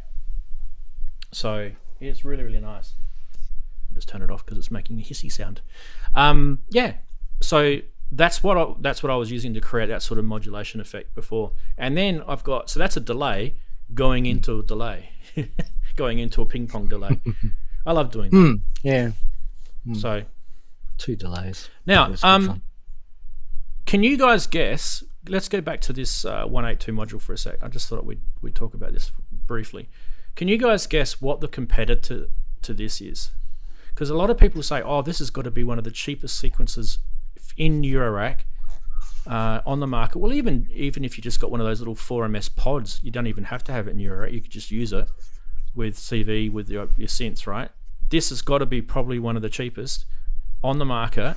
But I'm telling you right now that there is a sequencer that is around about the same price as this, and it actually has other features in it that this doesn't have, including a quantizer. So in this particular case, you have to buy that and that. That's two different costs, right? Yeah. How much is a 2 HP tune and a 182? They're almost the same price each, right? Yeah, Anyone guess what it is? Can anyone guess? Not your DAW. Just kidding. No. It's not a computer. Is it another Erica Synths one? Can't remember if the. You guys are going to kick yourself when I show you. Is it modular? It's not modular. Oh, okay. Ian, you're going to guess it before anyone else is. Not the dark time. Yeah. Well, just the SQ one. Yeah. Look at it. It's fair enough. It's got 2 channels of 8, right? Yeah. 2 channels of 8, right? It has different modes. You can set how many steps you want. It does everything this does. Yeah. Okay. I think there's one thing this does that this doesn't, but this does everything that this does except for one thing. And then on top of it, it has quantizer. So you've got linear, minor, major, chroma. It's got direction controls, and then you've also got these active steps and slides, and So does it have MIDI? It does. It does have MIDI, and so it has little bits synchronization. too. It has little bits. It has MIDI. It has CV. Restart sequence. And it has sync. Reset sequence. Yeah. And it's powered by USB. And it's not USB micro either. See, Korg actually did a good thing. No. So they're smart. Yeah. The only thing that they didn't. I've just bought one. I think you can put a battery in it too, right? The battery compartment sucks. Yeah, that sucks. Yeah, it does. How you got to undo the screws? You need a screwdriver to get that open. Yeah. I keep mine loose just so it's easy to thumb tighten it, but I should have guessed because mine's right here too. So now, while I've got this thing out here, Korg, can you please make a Eurorack version of this? Now, I don't care if you don't make any other Eurorack modules in your entire life. Just make that as a Eurorack module. I reckon you guys, it would not take any engineering as well. Get Tats to come back in and do it if you want. He's in Germany. Just get him to do it. He'll do it for you. But to keep the same size, it's too much HP. I think you're dreaming, Rance. There's no way Korg. There's no way Korg are going to enter a market, even if it's perceived to be entering a market, but not seriously. Well, a few years ago, run a mile away pandemic, from that. They did toy with the idea of doing. It was a partnership with the company. I can't remember who the company were, but they started to try and sell them. Yeah, it never happened. It never happened. We were quite interested. We were. What they were going to do with the dealers was they were going to basically give the dealers a set of modules, and then they were going to distribute them. They were going to sell them. So the dealer didn't have to buy loads of stuff. You literally had one in the showroom, and then your customers would buy it direct via Korg, which was a great idea, and we signed up to it, and it never happened. Yeah, Yeah, and honestly, like this you could almost just use exactly the same circuit board. All you'd have to do is just make it a little bit wider and put the knobs down one side, and you're done. They would probably strip the features out, because part of the beauty of this guy is it's so tactile. It's with the buttons as a key function, the sequencing function, and some of the extra modes, and so that's. I would. They're so small. Actually, you can put a whole bunch on your desk in front of your modular, and actually use them for routing all different kinds of stuff. So I would hate it if they're stripped great as it they out. are. I would hate it if they stripped it out. Look, you could just have that sitting in front of your modular. It's not a big deal. Have like 4 of those in front of your modular, and you can have one for doing modulation, one for doing sequencing, one for doing this, one for that. Guess where I'm going to go with this next, Chris? No, sorry, you got me. GP82 with the SQ1. Oh, that's more like it. I haven't tried that yet. Yeah. Is there anything Hans hasn't tried yet? There's a lot. I still haven't got to the Variegate. Yet. It's because once you've done a few, you kind of got the idea. Yeah.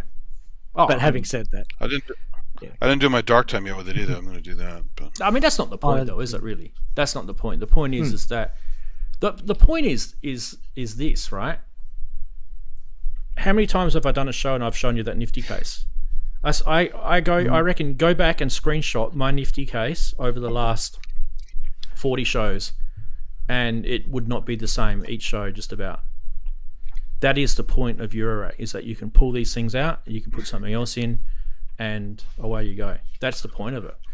And you've got the IKEA drawers with all the keep your modules in nicely now. Yeah, but some of them are. I'm not nearly that organised.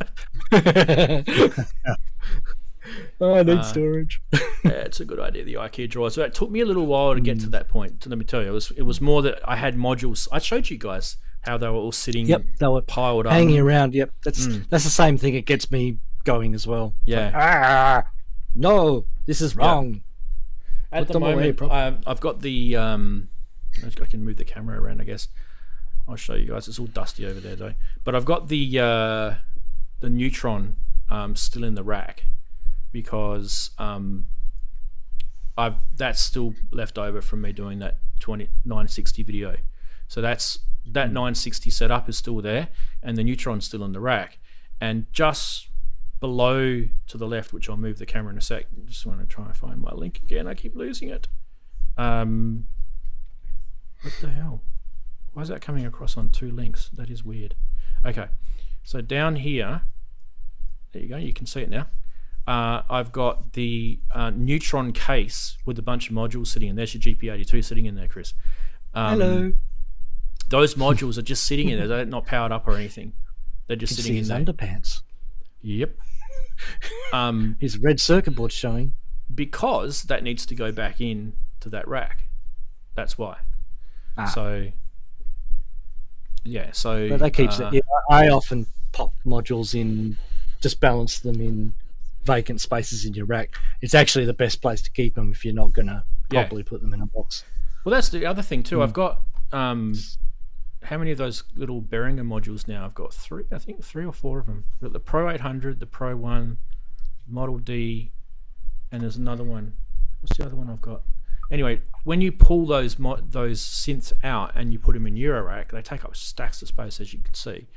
But those cases are actually handy just to pop your modules in, just for the time being, while you're mucking around.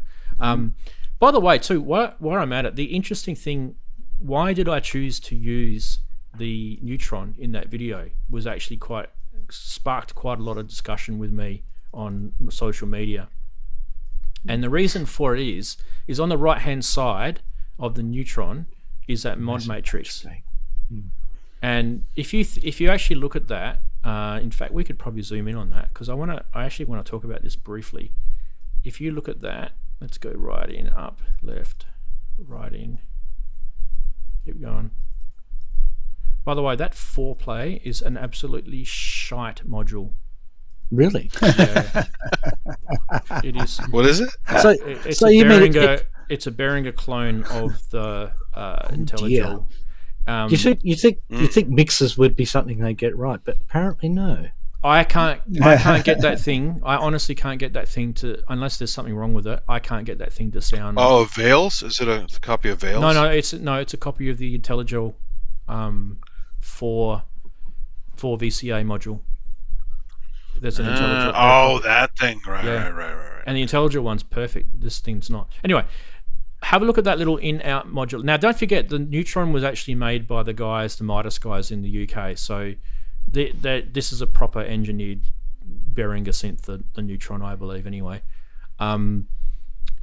This is very similar to that Moog. Do you remember with the Moog Focus, you used to be able to get that little extra thing? It was a CP250 or something like that, and it was like a whole bunch of patching in and patching out for your Moog Focus. It didn't actually do anything on its own. It's a mixer thing. Yeah. It was like a mixer thing, and it had a whole bunch of stuff. Like it had attenuators, it had slew, it had an LFO, it had sample and hold, I think, as well.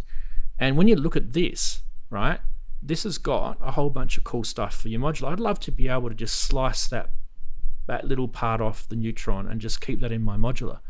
I mean, obviously, I wouldn't. It's kind of it's like a mega utility, that part.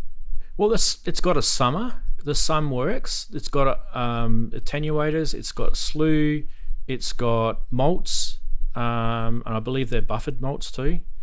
And a couple of other things. It's got an inverter in it up the top.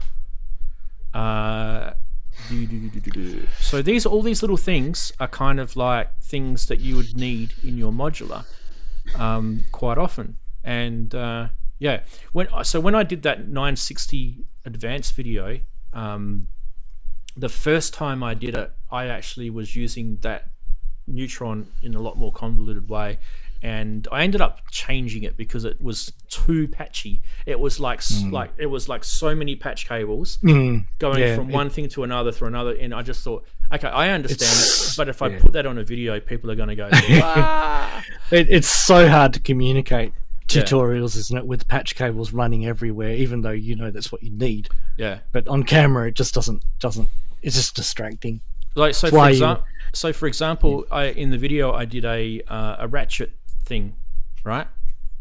On the 960, did ratcheting, and I said it in the video that I reckon there's a better way of doing it. There was, and that was with the Neutron, and just within the Neutron itself, you could do ratcheting using the two oscillators, right? So you set one oscillator to make the sound, and the other oscillator you set as a pulse or a square wave, and then you can change the frequency of that to run similar to a speed of the clock of the 960s oscillator, and then you can use that to ratchet. And the only thing that it was doing that was weird was the I don't know if you could see in the video, the 960 video, the advanced one, you would have seen when I showed on the Mordax data, I would have showed the pulse of the 960 coming through as a square wave, and I was talking about it a few different times. The voltage on that pulse is actually really low coming out of the 960, and I don't know if it's because it's the Moog, you've got the V trig and the S trig and all that sort of stuff.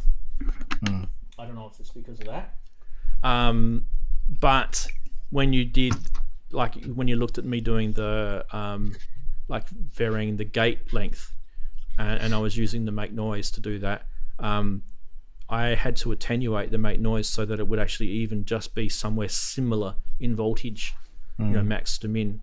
So all these kind of little things, right, when you think about it, that you don't think about when you're starting to patch stuff in. But if you don't have something like what I just showed you there with that matrix there, or make noise math in your modular, you're going to run in. You're going to come. Well, we say in Australia, you're going to come a gutser, right? You're going to run into problems because you're going to find out that your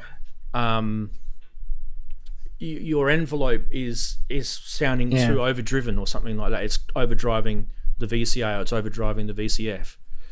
Because the thing is, if you don't have a Mordax data, you wouldn't know to look there. True. Imagine what it'd be like without that, and wondering why you're getting a certain effect. That would be even more confusing. Yeah. And you would just not think of a gate output or a trigger output having some kind of variability. But my tests here, and particularly with the GP82 and compatibility, shows there's a lot of variation in voltages.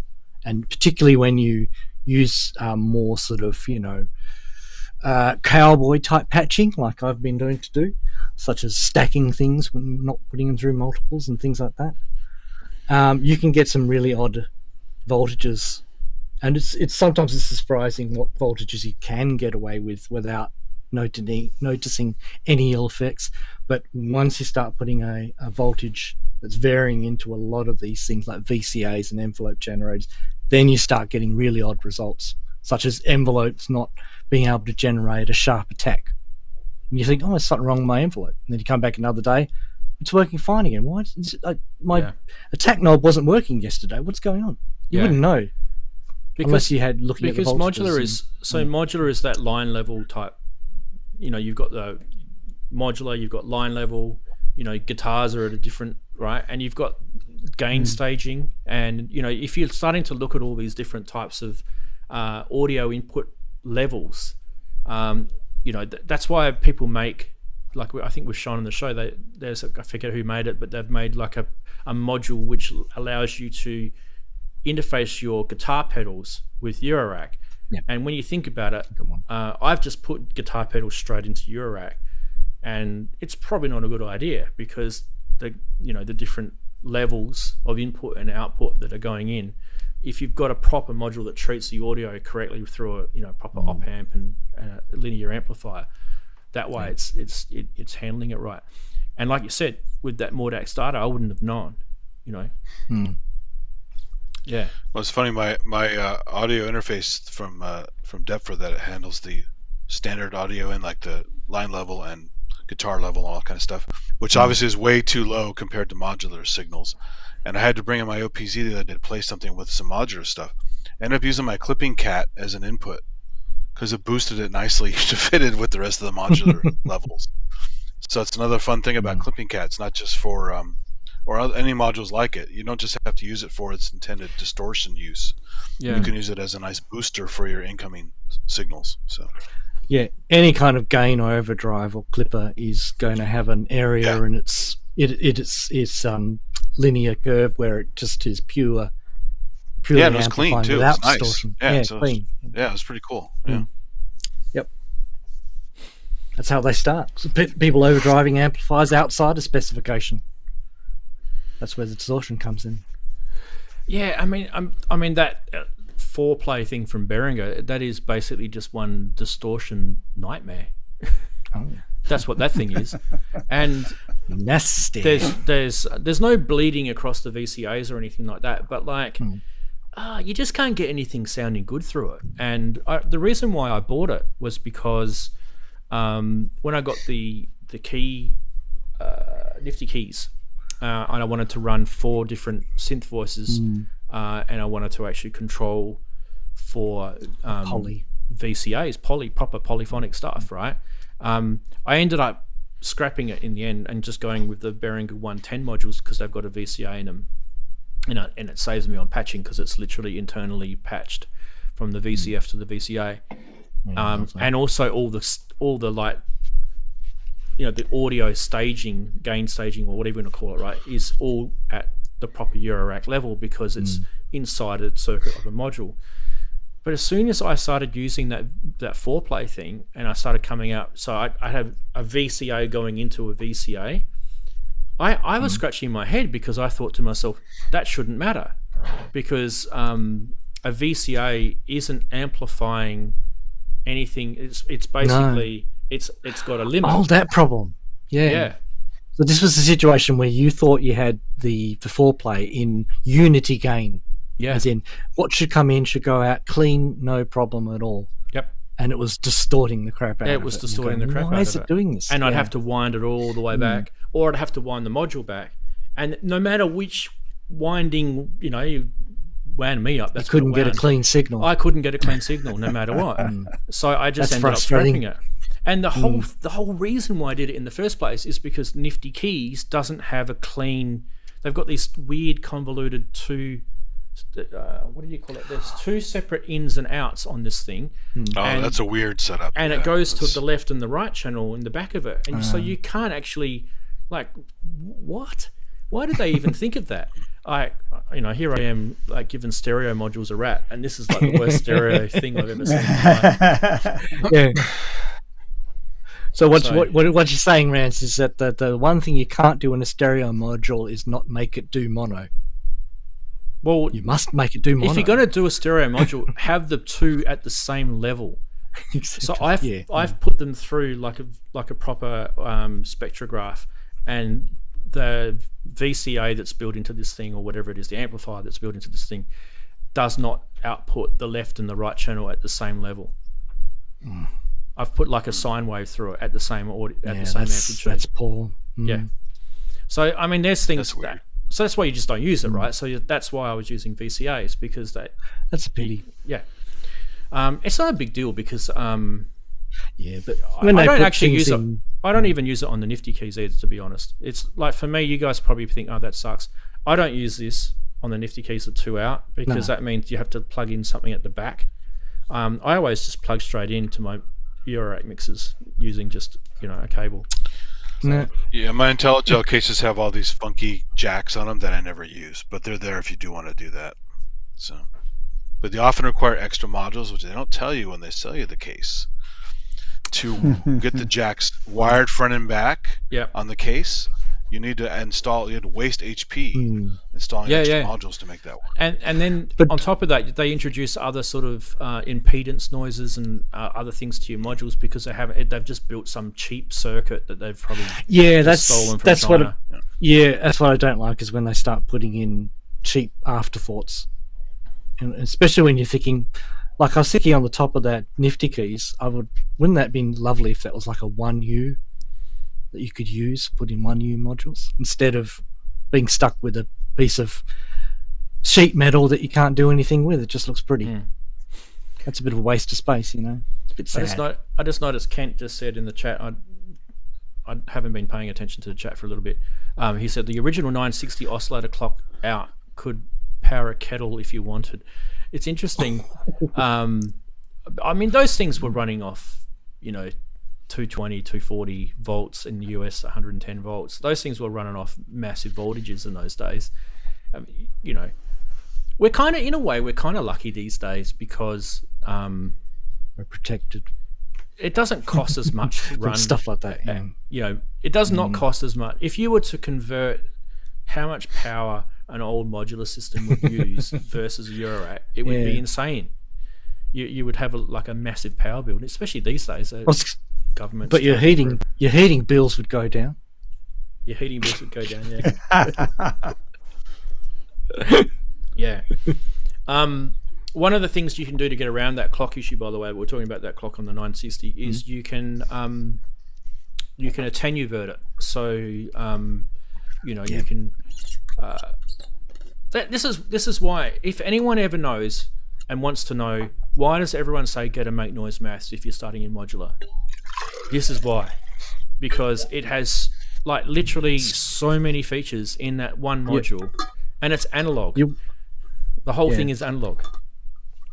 You need a Swiss Army knife if you're going. It's a survivalist strategy. You need a Swiss Army knife if you're going to be out in the wilderness, and if you're in the modular wilderness, you need a Swiss Army knife as well. So you got to get something. I mean, I just used it to modules. I used it to create a ratchet, because I knew that the maths. If you know anything about you do definitely, Chris, because you're doing this right now, right? If you know anything about attack and release envelope generators, if you're smart, you can create a square wave with them, and especially if you have zero rise, okay, and then you can use that to do things like change the length of a waveform, by adjusting the release. So there's some really, really clever things that a maths can do because of its mathematical functions in the back of it. So you've got your sum, you've got your EOR, you've got all those. Yeah, its genius really is in the fact that it actually does obey rules. Yeah, a lot of like a normal envelope generator, something I can also talk about. Normally, a simple envelope generator designed specifically to do envelopes can quite often do odd things, like when you set the sustain level to 0 and you increase the sustain time and it doesn't increase because it's based upon a transition voltage, and if there's no transition of voltage, there's no timing function because it's linear. Weird things like that. Yeah, well, because it's using its timing is based upon voltage levels, not timing. And it's also like sustain would, in that situation, would act more like an amplitude than like a sustain as such. Like what it would do is, say you're running it through a filter, it would just increase say it was cut off, it would just increase the cutoff amplitude. And sometimes that's not what you want from sustain. You want it to hold or sustain it at a level. That's the purpose of, which is why it's linear, right? Which is why sometimes you can get some cool effects when you're mucking around with lack of sustain and using decay as a pseudo sustain. Really useful. Yeah. Hey, everyone knows that. Like, it's just one of those things when you've got no sustain and you just push a tiny bit of decay into it, you get these real percussive sort of weird amplitude things out of envelopes that like you're saying, it's to do with the curves, of your exponential curves of the envelope. That's why on that on the clavis quadrigy, it's got this really cool thing where you can go into, who loves little screens? I don't. It goes into this little thing in here where you that is really tiny. Look how small the screen is. That's my finger. It's just about the whole screen. Look at this cool Still thing pretty here. Clear, though. So that's really cool. That you can. So not only can you set the ADSR, you can select the pre-delay, the hold, the punch. There's the gate time, right? The global time. Sorry, not the gate time. The global time. And then you can actually select your curve of your envelope, so you can actually play with your curve. Like, that's insane. Continuously variable, or well, no, you can actually even control this through CV, but you can literally change the shape. Oh yeah. It's exactly. It's continuously variable, exponential, right? To and everything in between. Linear and whatever. That's was it 12 HP? That's linear there, right? Okay. What's that there? Exponential. No, that's a square. Right? Square wave. And that's a square there. So it's cool. And that's each different stage, right? So you can do that with each different stage. Yeah, that's the great thing about a digital envelope generator. It is. You do have that level of control. And as I said, you can do that with an analog envelope, but it's a lot harder to do. And the reason why is because unless your analog envelope generator is controlled by a digital circuit to begin with, the stages don't necessarily follow rules of time. They follow rules of voltage thresholds and things like that. You would have to change all of your sliders to linear sliders and then make them go through an analog circuit that lets you change the shape. So you could do it. I mean, the Make Noise Maths does it.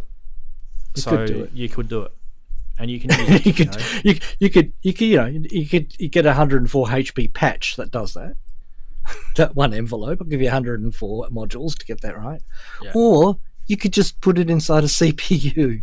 So I think that's why people have gone that route when they want to create something like that. Digital is the way to go. Yeah. So I was mentioning before I was going to use the disting for a gate delay, and this is kind of convoluted, this algorithm for gate delaying. So what happens is you can have two different gate delays.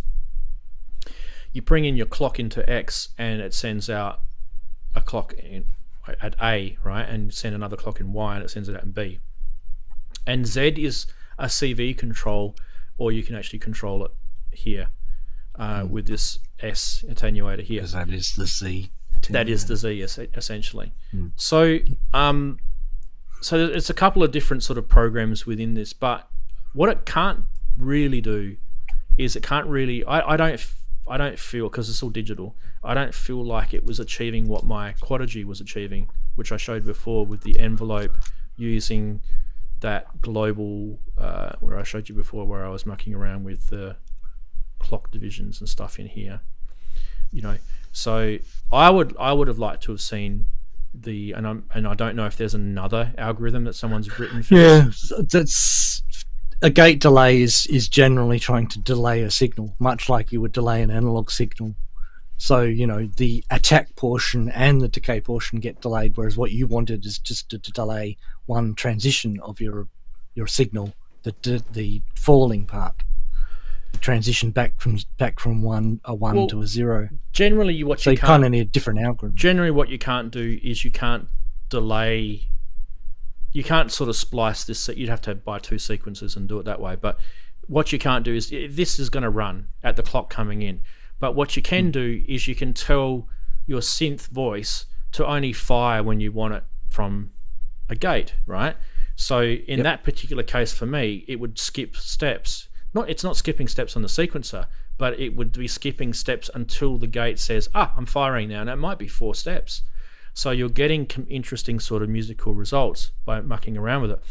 The other way to do it, when you had a System 100M in the day, was to use this thing, the gate delay down the bottom of the 172. This thing is a dog to use. So take a photo of those settings there. That will probably get you something usable. And you can go from there to about there, and that will go from like a normal speed to half speed. Dear. So this is the problem with reproducing the analog circuitry. Even the bad stuff gets replicated. Well, I don't think it was ever that good in the day anyway. Well, that's my point. They perfectly replicated it. Yeah. I just don't think it was. They didn't dare improve it or make it work properly. Yeah, because people would notice. So what a lot of people don't like, when you've got these real fancy new sequences like an MPC and stuff like that, you can have different sequences. Like this is one sequence, that's another. You could have them running at different clock rates. You could have it running at 1/8, that running at 1/16, and it's all different partitions, and it can also be running polyrhythmically if you want to. There's all that sort of cool stuff. But with one single 182 module, this is why Chris's GP82 was invented, right? You are so limited to what you can do with that thing. Absolutely limited. Chris, when I did that envelope thing, I could have done the same thing with your module. Yep, you could. And I knew that you were trying to show what you would do if you had a 182 and you didn't necessarily have a GP82. Yeah. Because that's commonly what people would have. They might have had this in their box, pulled it out once, and that's right. I pulled it out as soon as I bought it. I'll play with that again because now I can work out what to do with it. That's kind of what your videos can do, is show people what they can do with what they've got. Yeah. So I didn't type in and say, "Hey, what are you doing? You can do all this with the GP82." Well, I mean, that's the other thing too. You could do it with technically, you could put a GP82 in a disting. Technically, in a disting, you could. Yes. It would be it would be different, but you put one of your algorithms in the disting. Yeah. That's one of the great things about a delay circuit, though. You can make a boring sequence more lively. So, do lots of fun stuff with it without doing too much work. Went down the wrong hole. Yeah, no. The frustrations you experience, affirming why I created the GP82 to give you back that control over your gate, to give that easy control over your ratchet, and then to add a whole lot of cool shit.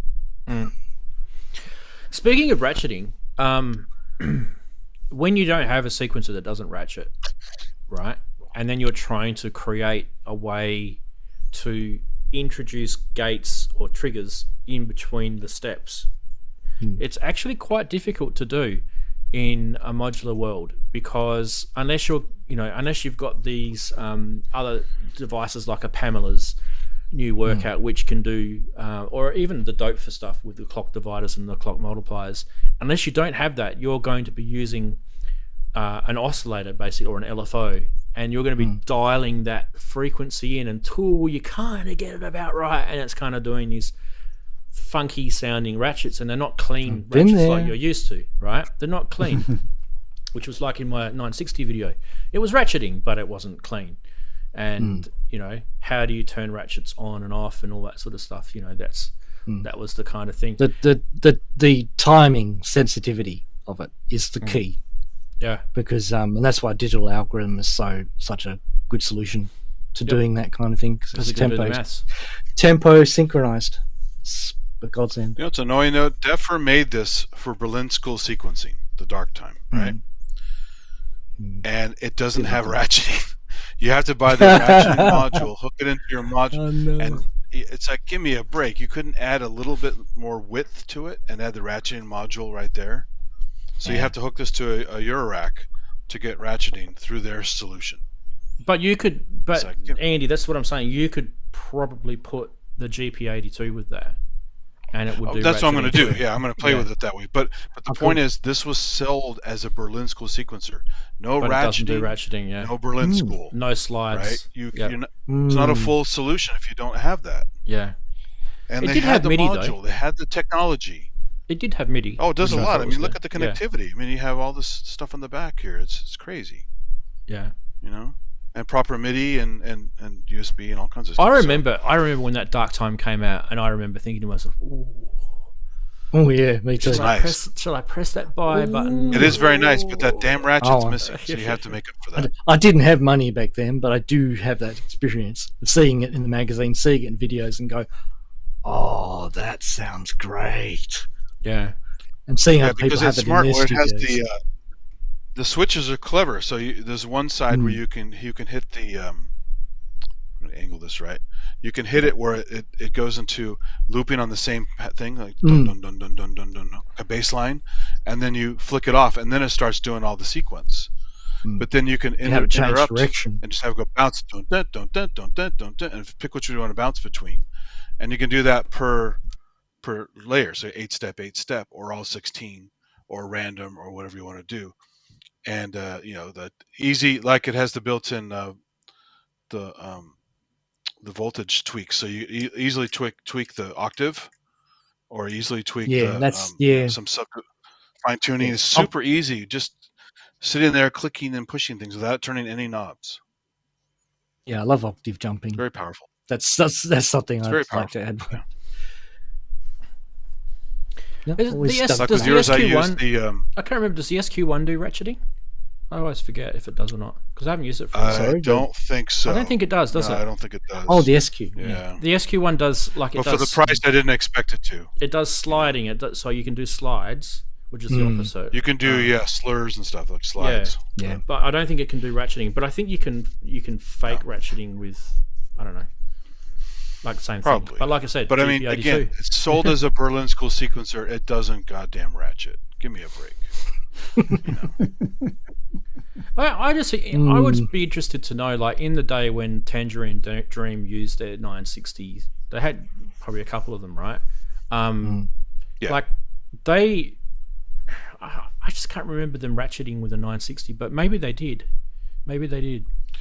Well, they had that really weird custom thing that was built that Native ES knows the name of. I forgot the name of it, but they had some really weird custom sequencers. Oh, that's the same thing that that Jean-Michel Jarre had as well, wasn't it? It was kind of like that. Yeah, and it didn't even Matrix have like sequencer or modular something. wires. It was all like preset inside the thing with switches. The Matrix sequencer or something. yeah. I think it was called. Yeah. Really Yeah. crazy stuff. Yeah. Oh, that'd be cool to, see that recreated. That sort of stuff would be cool. I think we had Eddie on the show. You guys know Eddie or F Froze. He was saying that when they brought the 2500 modules out, they should have brought some sort of matrix switch thing out as well, so that you could, bring that into your eurorack. But really, at the end of the day, how would you do it with eurorack? Because it's kind of like you're taking away what eurorack's got, but then you want to make it like a 2500 at the same time. How would you do that? Yeah, because you're trying to messing with the stuff that makes eurorack work. Yeah. By saying, you I can want buy to all swap those that pin part of it matrix out. things now. You don't. You can add third-party pin matrix to your modular. Well, yeah, the dope do whatever you want with it. there's a dope for stuff. There was that one that I There's a bunch showed of from them, yeah. Feedback Modules. It was all passive. That one. And that really fancy one that was a Kickstarter that had all the extra stuff in it. Remember that thing? It had a screen and everything. That thing was nuts. I think it was a HDMI cable or like something. $2,000 or something. Yeah, it's just... Yeah. JX3D's got to go. Yeah. Everyone's got to go. Just wanted to say hello. Nick. We'll watch the stream tomorrow. Now relaxing with the wife before the stream tonight. Have a good time on your stream tonight, mate. Yeah, Good dude. time on your stream tonight. Okay, so should be a fun stream. we've got to get through another segment. I almost forgot. It is this one. Yay! By the way, if you need extras, I put some in the chat just in case. So, the private chat.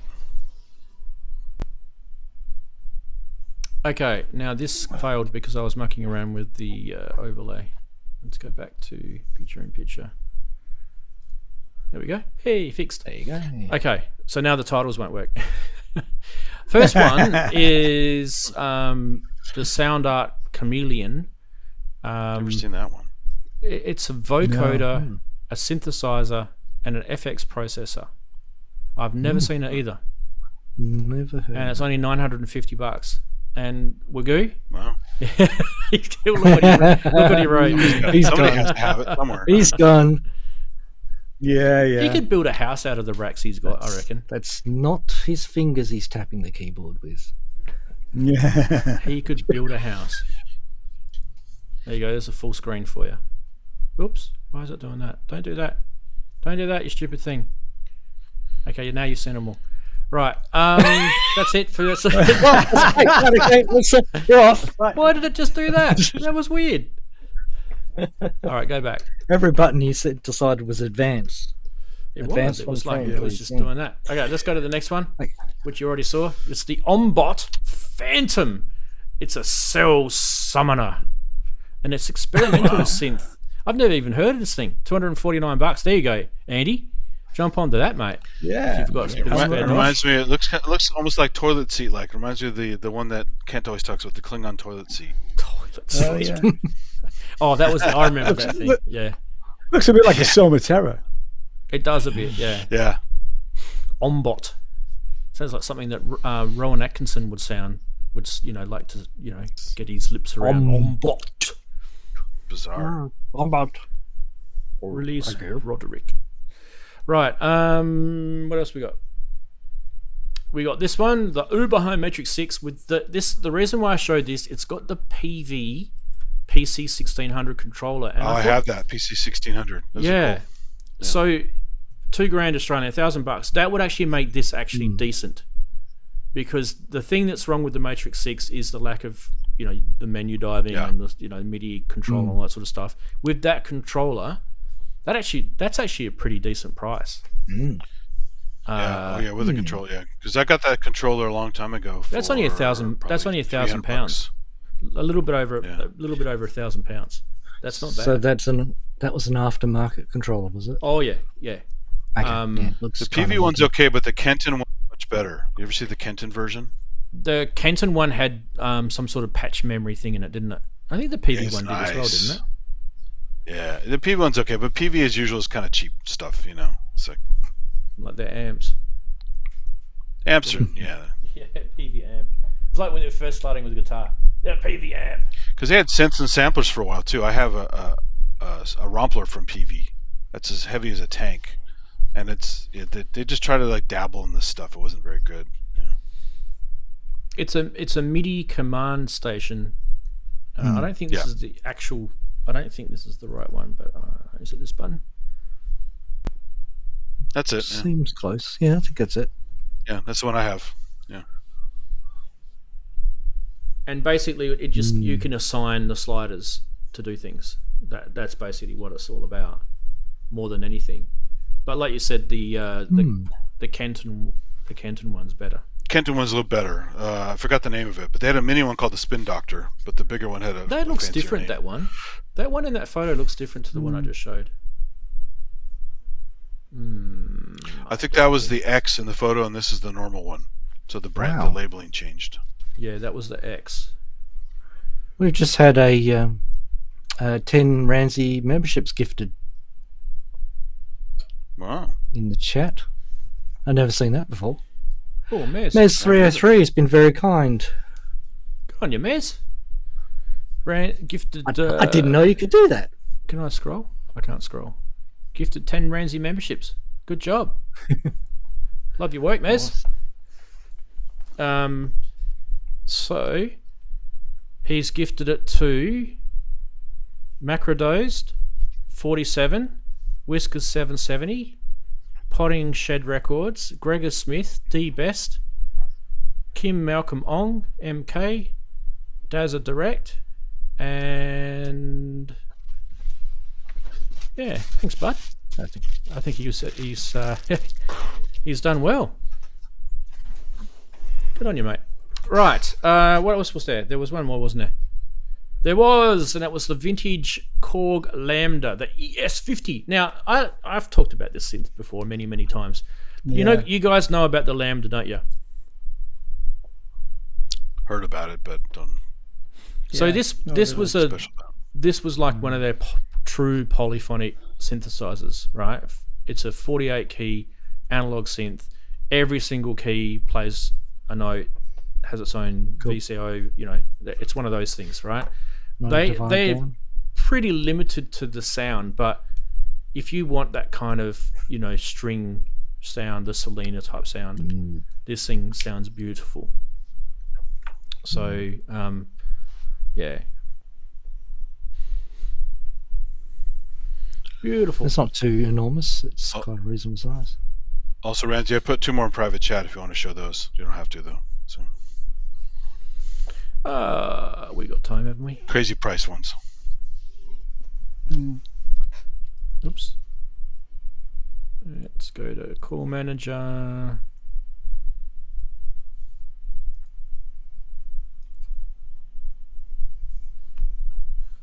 It's that one and that one. One we may have shown before, I can't remember, but one we definitely didn't show. We might have shown the ARP.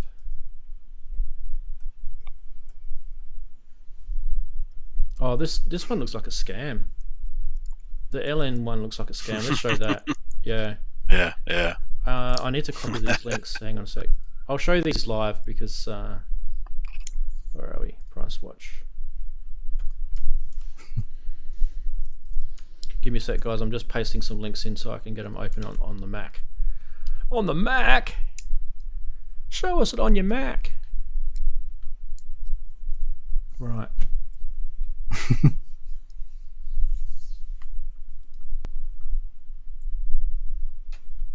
And that one, and yes, I do want to show you cookies, you stupid idiot, piss off.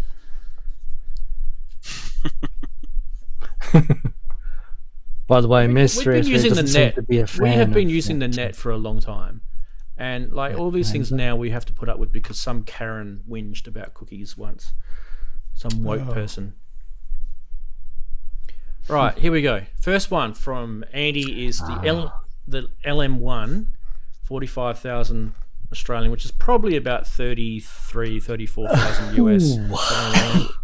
Wow. That has got one photo. Ooh, that's suspicious. Like, I'm sure that's not what it looks like now. I bet you it doesn't. There's very little info. Look at that. Look at the info. It's just like a couple lines. More pictures to com. Exactly. Com. Can't even finish the word com.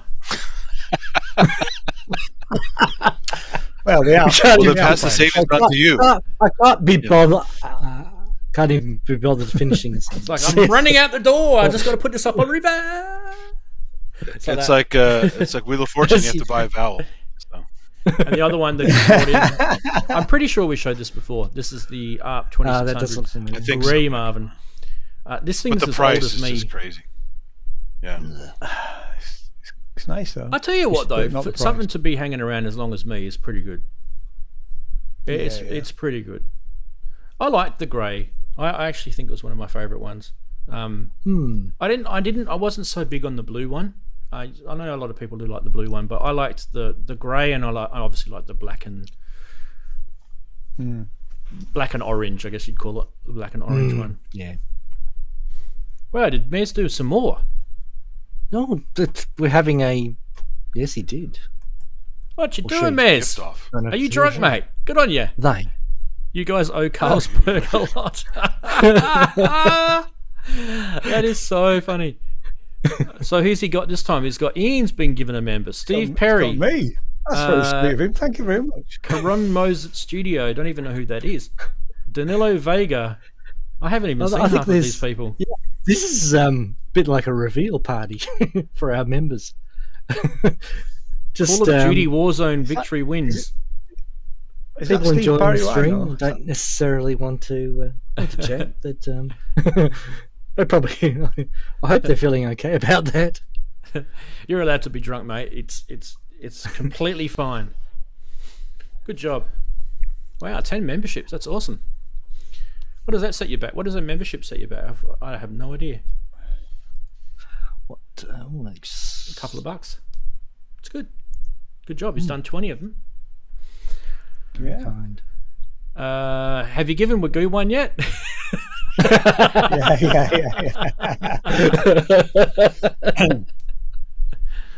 He's got too many. Has Wagoo prepaid for 20 years or something? I think he may have used that particular deal. And into the next lifetime, I believe. Wagoo should get one just for like being here for so long. Seriously. Yeah. That was the objective. Yeah. That's really cool. Yeah. So that is it pretty much for the show. We can do a little Saturday Sonority. Oh, there is a little rant that I was going to talk about. Should we do the rant? Yeah. Go for the rant. Like a rant. You already know what it is, Ian. You already know what it is. But there's a little bit extra. I'm ranting too. We'll I think dual we can rant. all feel it. We'll dual rant. Here we go.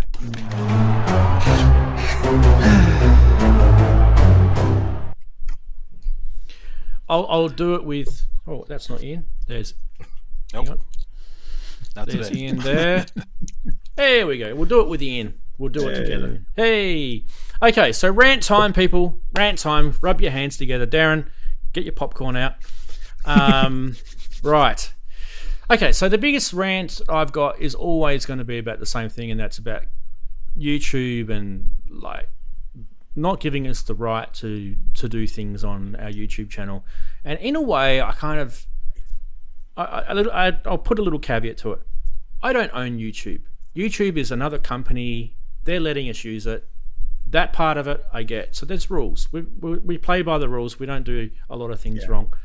But one thing I think we should be allowed to do, and that is we should be able to play our own content or music through YouTube. And if you asked YouTube, they would agree. Everything sounds good so far.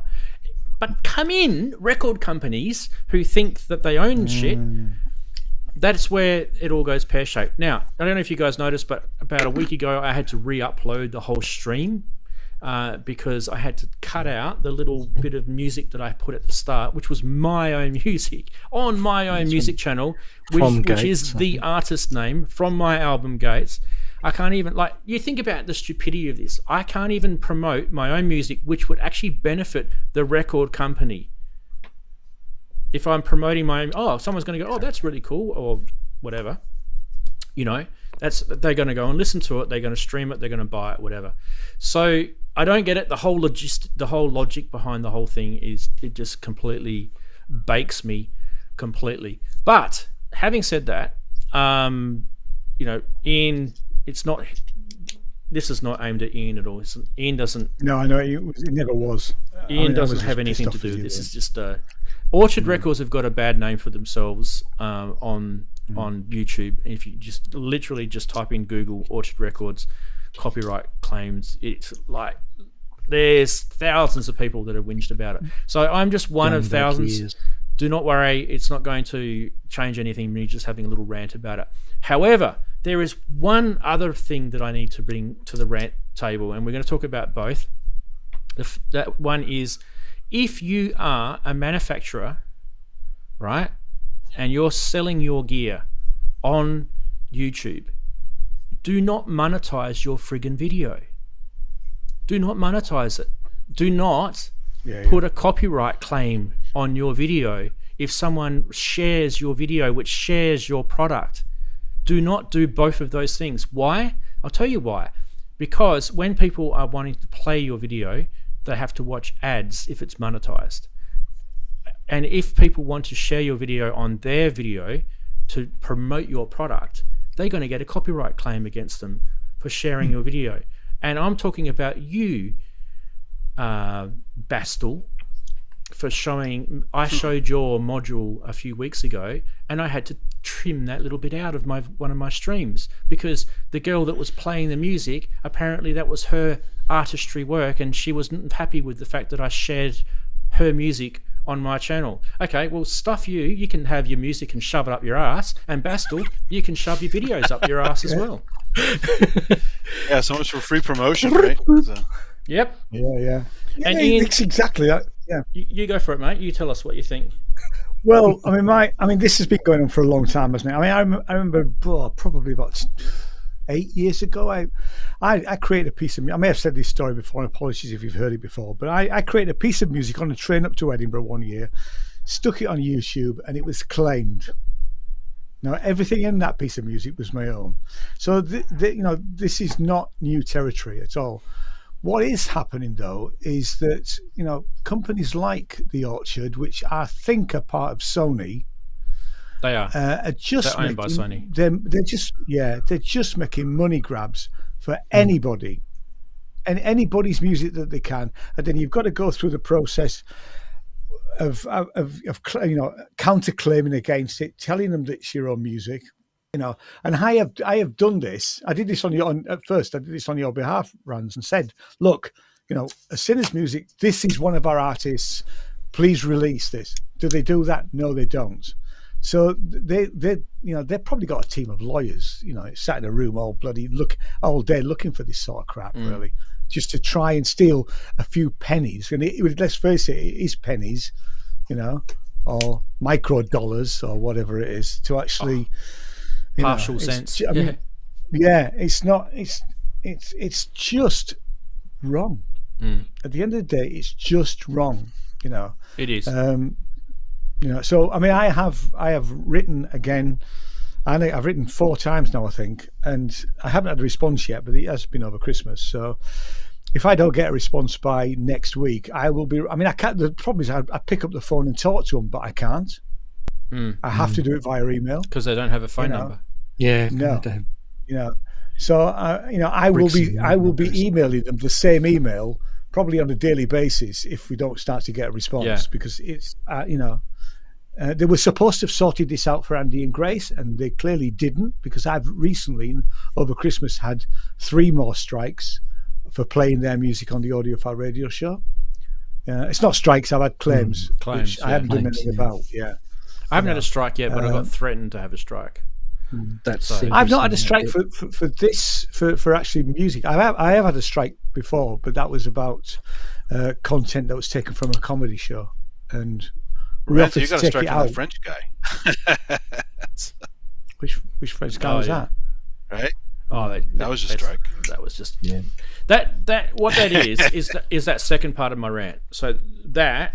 Is always going to be a stickler for me. If you're going to sell a product, I'll just say it again, and you're going to put a YouTube video up, do not monetize it, and do not have copyright claims against your product being shared on other videos, because that's free promotion. You cannot buy free promotion. Like my show, I do not get, unless I tell you otherwise, I like 99.9% of the stuff that I show on here, I do not get asked to show it. I don't get permission. I don't ask for permission.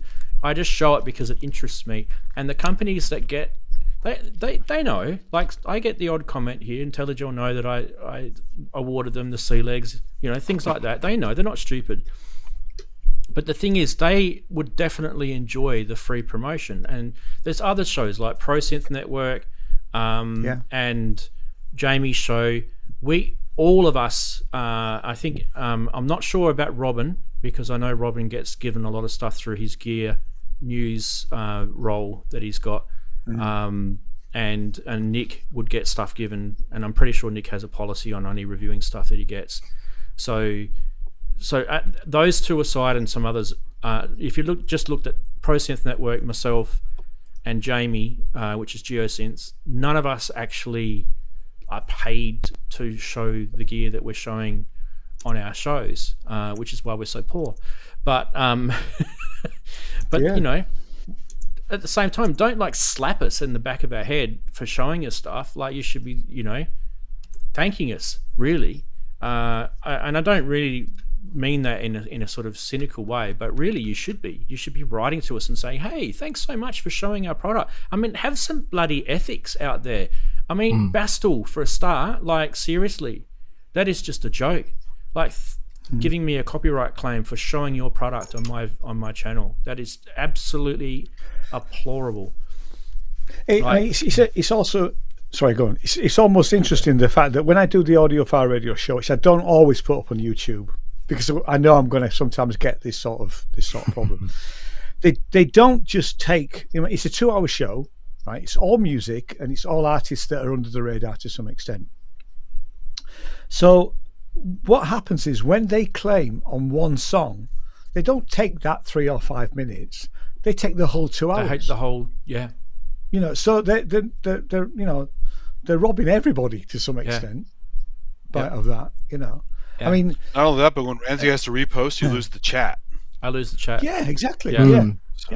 Yeah. And or edit, even a simple edit removes the chat. I can't even like be bothered trying to, like, there is a way with XML that you can get the blanking it or something. Yeah, there's a way, but I just can't. Honestly, it's so much for the too much work. $dollars that I get a week from YouTube is crazy.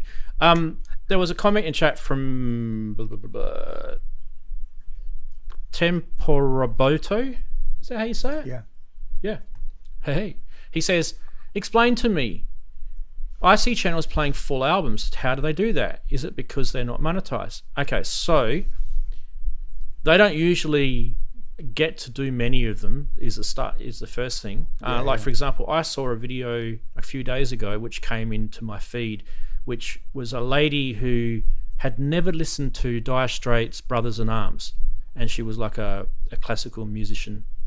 I think she was like a violin player or something like that. And the video was about, it was like one of the most stupidest videos I've ever seen. It was us watching her listening to Brothers in Arms, the actual song of the title of that album, and her reaction to listening to it on the first time. The reaction videos are that huge, would have definitely been claimed. There's no doubt that's like one of the biggest selling albums of all time. In fact, Brooksy's the biggest fan, by the way. I think it's Brooksy doesn't like him. I think I agree with Babs. I hate reaction videos as well. But the thing is, which is why we've changed the news segment now, so that you can see us reacting. Exactly. But I agree. I hate reaction videos. Actually, reaction videos where like a professional drummer is reviewing another drummer, those are fun to watch. That kind of stuff, where it's like a skilled person talking about something. I used to watch Rick Beato when he had 500 subscribers, and I've watched him ever since. And he's got 3 million subscribers now. He does videos on why something was so good. Well, the song is great, which is really good. Those are good videos. Yeah, those are really good. And he's had some massive copyright claims against him, and a strike, I believe, as well. Yeah, I mean, I'll put my hand up. I have done some reaction videos. I've been doing some of these ones on the 1001 songs to hear before you die, and I'm hoping to get to song 1001. I know that there's a claim going to be before I die. And actually, if I did one a day, I'd probably be 90 or something by the time we get there. So we're probably never going to get there. But I mean, and I know I'm going to have a claim as soon as I actually put one of those videos up. Yeah, you know, and I expect that. Actually, what's interesting, I'm trying to get Jane involved in doing them as an alternative to when we do our stuff at Edinburgh Fringe. To get her to do a few of those will be quite fun. Get her response, because Jane is not into music, so it would be quite fun to actually. And we're looking at songs that a lot of them I don't know, because they're from the 30s and 40s. Yeah, I'm thinking what the best reaction video would be for Kent to get his RS box out with all the cables in it, and we can all react to him pulling them out one by one. That would be awesome. Yeah, that would be great. probably be drooling. That's the problem. Yeah, a claim, as Wigoo says in chat, a claim won't take down a YouTube channel. A strike or 3 strikes will take down a YouTube channel. 3 strikes. Yeah. I've only ever had one. But let me tell you, each time you do get a claim, it goes against the list. So when YouTube are looking at your good standing as a channel, they'll go, "Oh, how many claims has this little guy got?" It's he's on got your a stack of claims. Permanent record, just so like in school. This goes on your permanent record, son. Yeah. Well, I guess the point is like the point I was trying to argue is that with my music going through Orchard Records, they don't own the copyright to my music. They own a license to stream. Yeah. That's not a copyright. Let's get it right. So when I'm seeing emails coming from YouTube saying they have claimed copyright, that is I could take that to a lawyer and say, guys, can you just sort this out? I don't have the money to do that because you know what lawyers charge is absolutely crap. And they're always going to have the bigger, better lawyers. Yeah. But this is the point we're trying to sort of make, right? It's exploiting the system. They're exploiting YouTube's definition of copyright. There's literally there's nearly 17,000 members. It's on my channel. He's going to wake up tomorrow with no money in his bank accounts, and it's going to be all our faults. Yeah. Keep going if you want. Then I might be able to pay off my debts. That'd be awesome. Go for it. So what I'm saying is, if I want to show my album, about all I can do now is do that. And do you know what's really, really ludicrous about that? Is that nobody uses these anymore. You know, only a few of us. You got to show the obsolete technology in order to protect your offline, right? When I put out Mo's album, which was back in June, right? We went down the route of actually leaving not contesting the copyright claims and just leaving them. So in theory, he should get some money via the Orchard and YouTube for those. I can tell you as of this week, because I checked what our streaming royalties are. We're looking at £3 for this year, since for the last 6 months. Oh, that's worth it. Just over £3. And how many hours have you spent emailing them? We haven't, and in those figures, we haven't seen any money from the YouTube taken ID claims. Yeah. Now it might only happen once a year, whenever their end of year comes. I don't know, but we're keeping an eye on it because that's the only one we haven't contested at all. You know, we're not talking millions of views, but we haven't seen any revenue at all for that. So it does look to me like they are currently, and that's like I say, 6 months. June that album came out, so it's I think they're taking the money and keeping it somehow, or they'll keep it for as long as they can. But we've heard of that record before. To the uninitiated, I just want to ask a question about how you mentioned that Orchard make money from doing this. Do they, if I understand correctly, they make the money by claiming the entire revenue that was generated from the video that they claim? That's how. But they don't know how much that revenue is until they claim, or is it like sitting in dollar signs in front of them? No, they won't know until they've claimed. They won't know until. No. So they don't know. They don't know that you're a big fish or a little fish, but they may be able to guess based upon subscribers or something. They'll be claiming. It sounds like they're essentially claiming on basically thousands of small claims. Yeah, and considering the legitimate technique. It's like the old accountant who says, "Oh, don't do the rounding error with my, because over a year that rounding error might add up to thousands of dollars." It's like every little cent counts. That they're basing it on, it's a quantity game, right? So let's get thousands of claims. It's probably all done by bots. I guarantee it. It's not done by people. It's not people. It'll be done by bots. I know that because every time I do a rebuttal, to the first claim, it sometimes it works and sometimes it doesn't, and that's how you know it's definitely it's not a human behind it. Yeah, and it takes 30. I mean, the first thing is 7 days, and they have to respond. And then if you do the second part of the claim, it's 30 days. And if they don't, and it's not that they are responding, because they're not. Yeah, it's just that it times out at 30 days, and then you'll get the revenue back. So. Oh, Babs, I completely agree with that. It is basically the bigger problem of our creatives being at the bottom of the food chain. That is absolutely right. The artists have always been societies. The suits would say that they are better at climbing over us to get to the money, so they consider themselves to be superior because they put more effort into getting the money over us. Yeah, they're trading on us. They're basically trading on our shoulders. And you lose. If you lose a claim dispute, that really doesn't help you at all. It gets pretty nasty. No, the cost is so high to the person being claimed against. The balance is now completely out. Mm. No, but I mean, even if you honestly dispute a claim and if you're in the right, but they decide you're not, then they'll start screwing your channel up. Exactly. And I guess that's the part that we're sort of saying YouTube could do better at, but really they're also driven by revenue, so they probably think it works well for our revenue at the moment. Yeah, exactly. And the other thing I thought of, I was thinking about this today, there is still this attitude of, I mean, Rance is just a small YouTuber. Yeah. Some people would say, "Oh, mate, you should just be, used to taking down videos and used to uploading your content.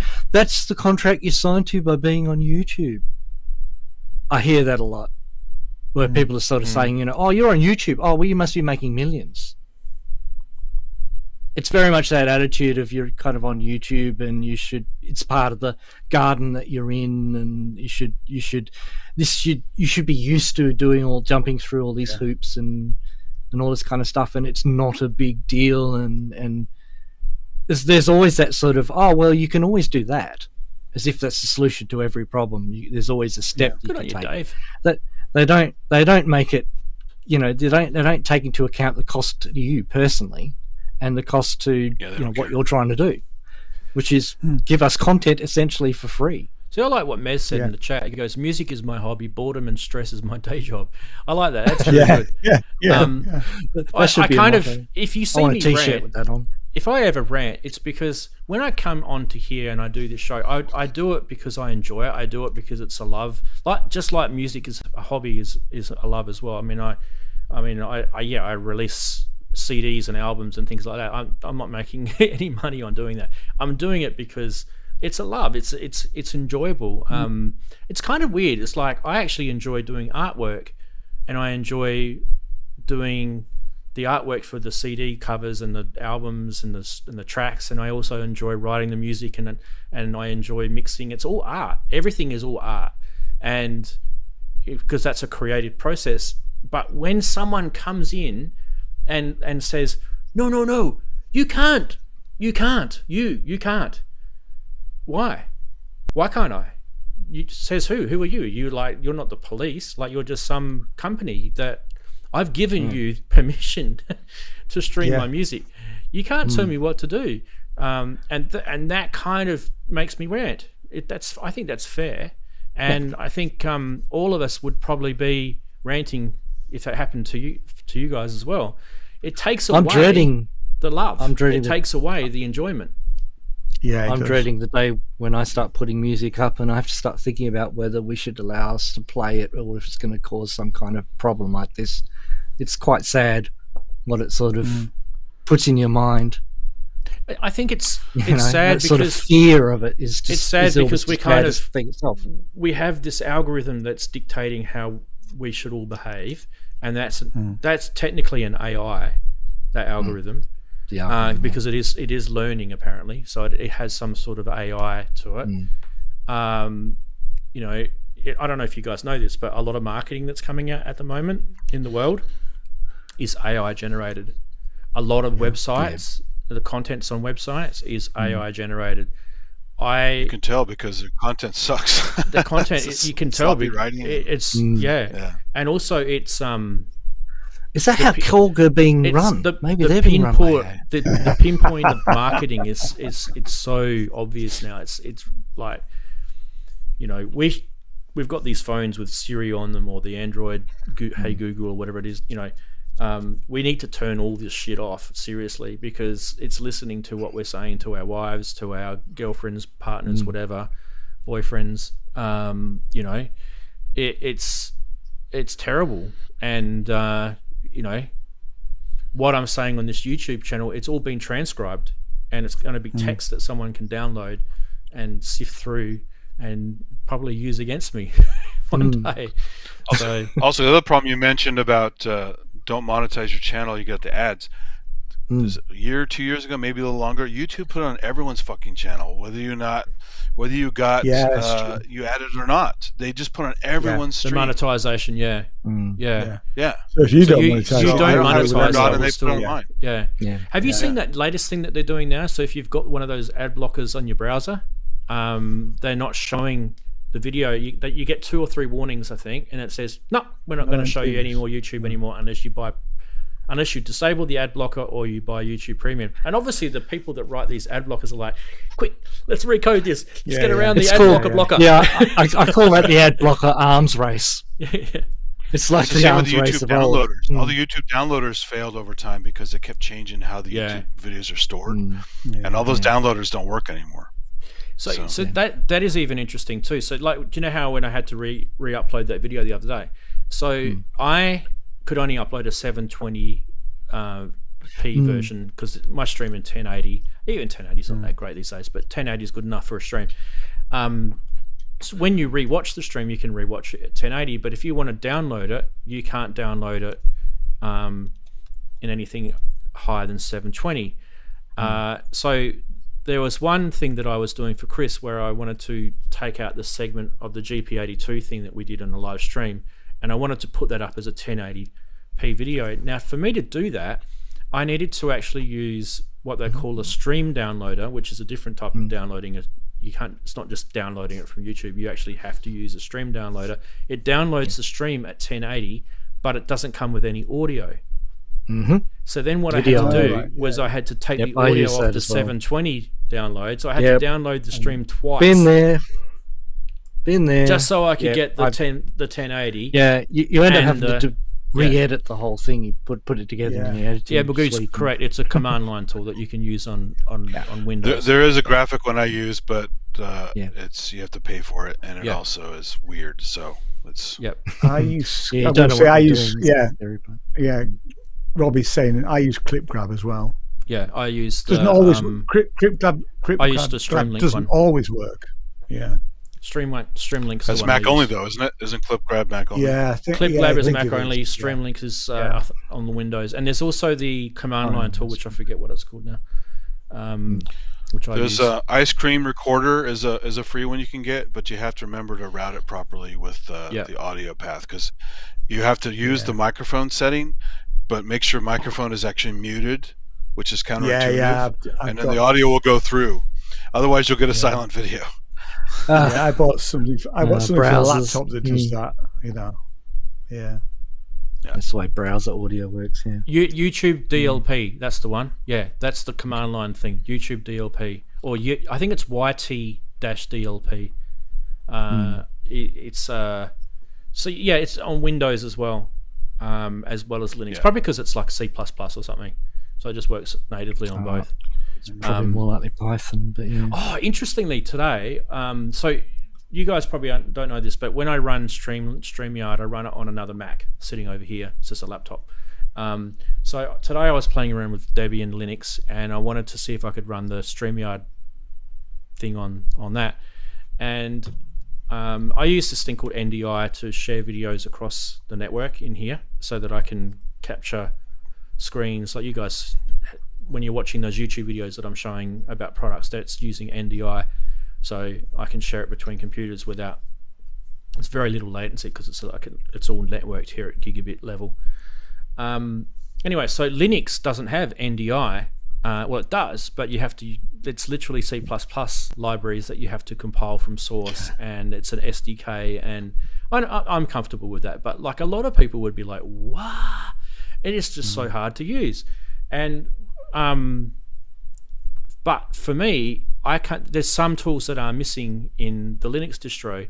So, for example, there is no virtual input, which is one of the coolest tools ever from NDI, and that is that if, like, for example, if you've got vMix like I've got, you can run a virtual input application on Mac or Windows, and it will pull across the network an NDI stream, and it'll create a virtual webcam for it, so you can then restream that Your phone on or Twitch or restream it on your phone. Yeah, like it's really, really cool. But you can't do that. So you have to use this thing called V4L2 loopback, which is like another convoluted Linux thing, right? And you've got to have OBS Studio pulling that in and then pulling that out, and like, oh mate, I just ended up I got it to work. But in the end, I just thought, wow, that's half a day gone. Yeah. It's more fun using NerdSEQ. It's like, you could probably get more music out of it. It's more fun playing in with a day. the Quadigy envelope generator. Yeah. But the thing that Wagoo's saying in chat, by the way, if you guys want to know what he's talking about, is you can actually set up, like if you've got Linux, you can set up cron strips in your Linux computer, and you can have them just download streams at such and such a time once a week, whatever, and it will just literally go off to a YouTube channel, pull the latest stream down. So we talked about some interesting topics today. End of the year. Quick, before we finish, we've got about 10 minutes to go. Let's do our New Year's resolutions. And I want you guys in chat, who's left over in chat, there's about 45 of you guys in chat. That's not too bad. Let us know what you guys want to achieve next year. You can say anything. I'm not going to stop you, but I'm going to talk about music-wise. So for me, there's projects that I'm currently working on. I'd like to finish those projects. So one of them was that we were going to do a Utopia like remix sort of thing. Yeah. So that I'll get that. That'll be the first thing off the bat from the new year. I'll get that rolling. You guys will be able to download the stems and get working on that. So that's the first thing. And the good thing about that is I've already got 4 tracks for Utopia already to rock and roll, and that's cool for Ian, because then it'll be a quick album that we'll be able to bring out once everyone's done their submissions. So that'll probably be within the first quarter, I'd say, of the new year. I'm working on some ambient stuff, which I talked about earlier. So I don't know, but hopefully I'll be able to get that finished in 2024 and have another album. And this will be completely different to the normal style that you guys are used to me doing. So I don't know, I kind of feel like I'm a little bit sort of craft worky, 1970s, 1980s, a little bit of 90s, with my sort of music style. The ambient stuff, I don't really know where it fits, to be honest. I kind of want to do some really, really, really way out there stuff sonically. Like Harold Budd stuff, or like almost like Brian Eno, but in a modern way. I love Harold Budd. Still melodic. It'll be very melodic. Much based on melody. It'll be melodic, yeah. I don't want it to be one of these things that you go into a crystal shop and buy. It's not going to be one of those. So you don't want it. So you don't want it to be You don't want it to be prosaic. Come on, man. Don't buy my Whale Song album. So you can fall asleep to it, but only if you're really, really tired or really. They used to really sell drunk. Tangerine Dream under New Age. Yeah, they Yeah. And Vangelis and Jean-Michel Jarre, they used to sell them all under New Age, and they weren't. That was the funny thing about it. But yeah, so ambient. When I say ambient, I'm just being lazy. I just want to have a rest from using drums as such. There will be percussion in it, but it won't be so drummy anyway. So so that's that. And so musically, I think that'll keep me busy for now in the new year. Now, in terms of this show, I kind of want to I want it to keep going. I want it to improve. So I want you guys to be give me feedback. Let me know in the chat comments. Actually, write a comment if you get time. Let us know what you like to see on the show, what you think is missing, what you think we could do better, what you hate about me, all that sort of stuff. Tell me all that. Your favourite stuff. Roots and all. Yeah. So, I mean, I'd like to be able to do more Name That Synth because I know that's one of the favourites. But the problem with it is you guys who have ever done one, you know it's quite laborious to do those videos. So I don't really see how that's going to change in the new year unless we just get more popular and people... It's laborious to make it challenging. That's the thing. It's easy to make it easy. Well, do some easy ones then. I mean, it doesn't have to be challenging. Just well, then the whole point of the whole point of it, really, if you ever want to know the whole point, I think you guys who started it was actually just so that you'd pull a synth out and actually get to know it and love it again. That's the whole point of it. And if that's all you achieve out of it, I don't care about the video quality.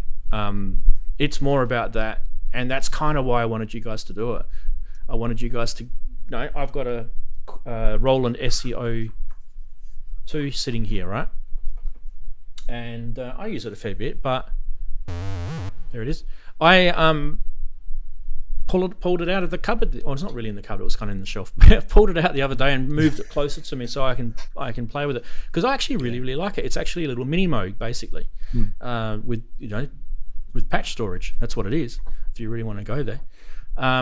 So make more Name That Synth is kind of if I could ask you guys. I'm not saying not necessarily these guys here on the video because these guys always give more, but you guys, as in you guys watching, if you guys could send some in, and it's easy to you to do it. If you're not sure how, you just jump onto my website, ranzee.com. There's a link on the front page of the website that will take you to the Name That Synth area, and it tells you all about that. So go check that out. All right, over to Darren. New Year's resolution, mate. 2024. Hey, let's fix those titles. I don't think I'm not gonna have a New Year's resolution. I don't think. Right. I can't think of one. Okay. Just hopefully, yeah. Yeah, but you see, if you make a resolution, I don't think I've made it. Did I make a resolution that last year? Can't remember. I don't remember. But this year I'm not going to make one. It's going to be a see how things go, I think. Well, you got the more lights, Darren. You need more purple lights. Man. More lights, yeah. More lights, yeah. Might need to more from the purple lights. Man. But we'll kick him up the ass. Possibly, yeah.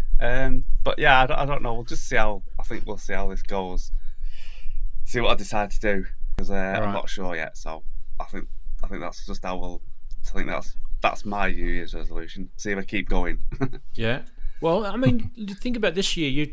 You've done your first live gig, this year. So that was a pretty big achievement. Yeah. That's the. And it definitely was a success. Suppose, yeah. It was a success, mate. Don't cook it any other way. It was a success. Bad. Yeah.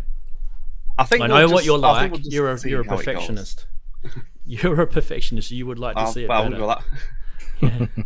won't go that far. But yeah, I think we'll just have to see how it goes. I think. Yeah. All right, mate. Awesome. We'll do that. Andy, what about you? What are you up to next year? Or in 2 days' time? Yeah, I'm not really a resolution kind of guy these days, but definitely more of the same stuff. Just try to be more productive and more EMOMs, more videos, more demos and stuff. I'll definitely do more Name That Synth. I've just been dragging my feet on that. But let me, so you're talking about ambient. Let me use a little bit of this time to play this for you. This is a St. John's wort with plant wave connected to it. And it's doing live plant wave. Hold on.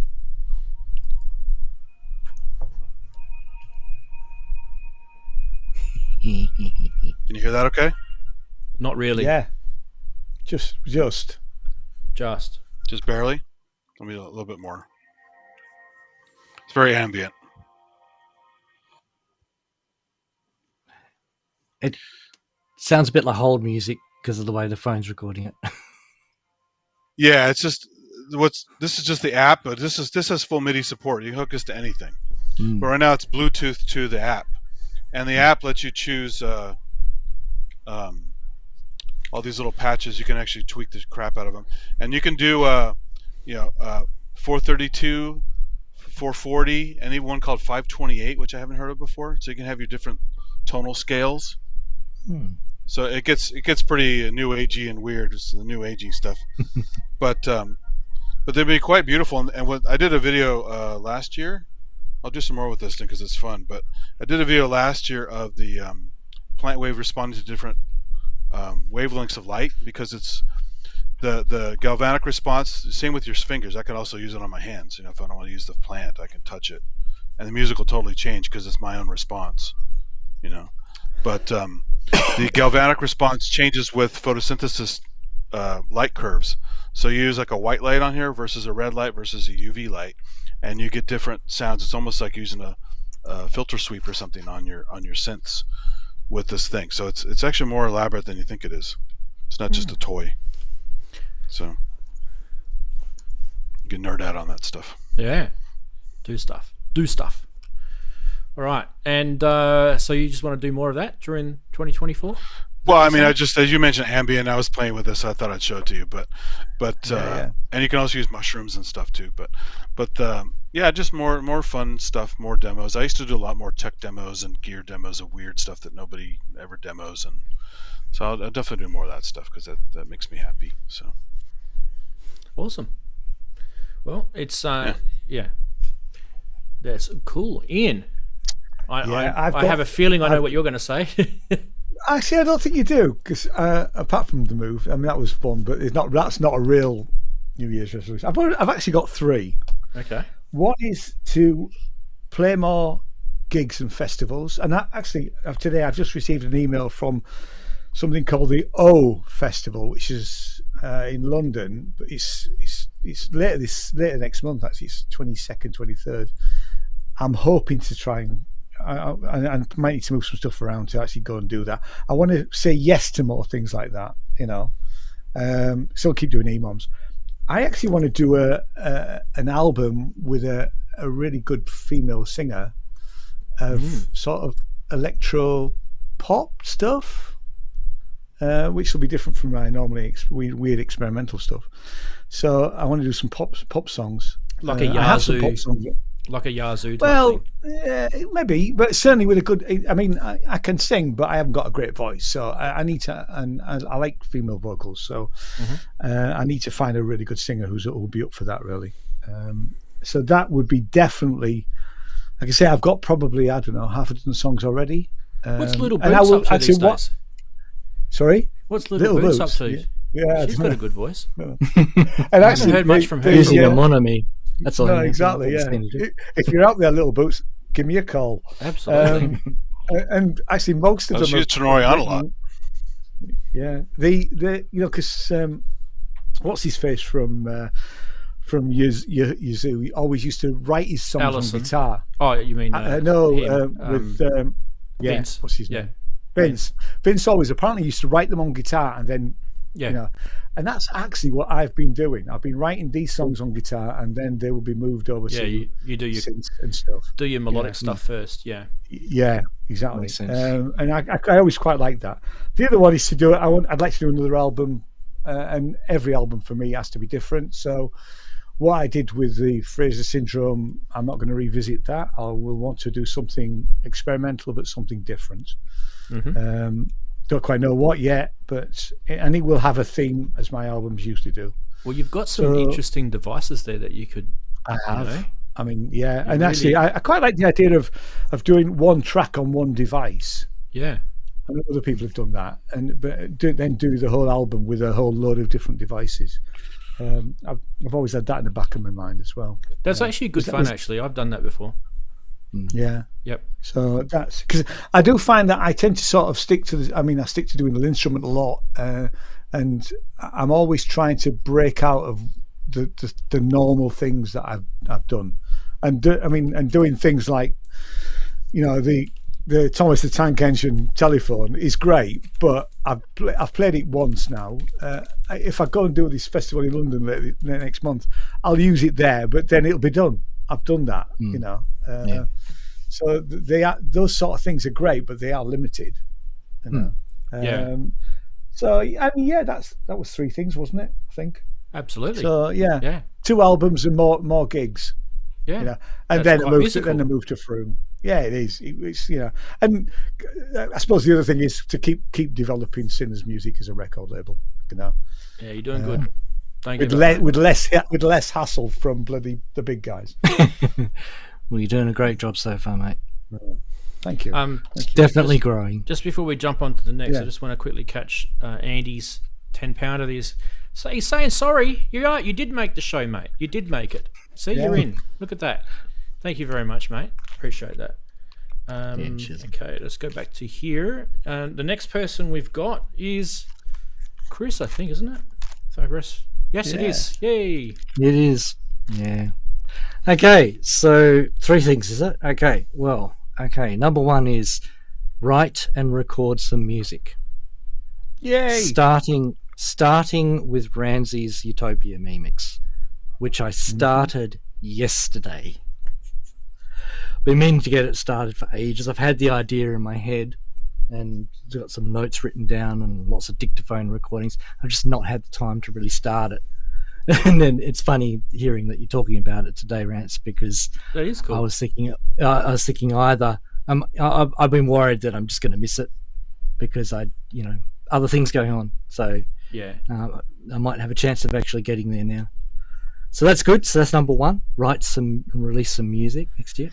Number 2 is to continue to get some of the cool ideas of modules that are in the pipeline, at least moving and out into so people could actually see what I'm working on at the very least. If not, would be nice to get 2 modules released next year.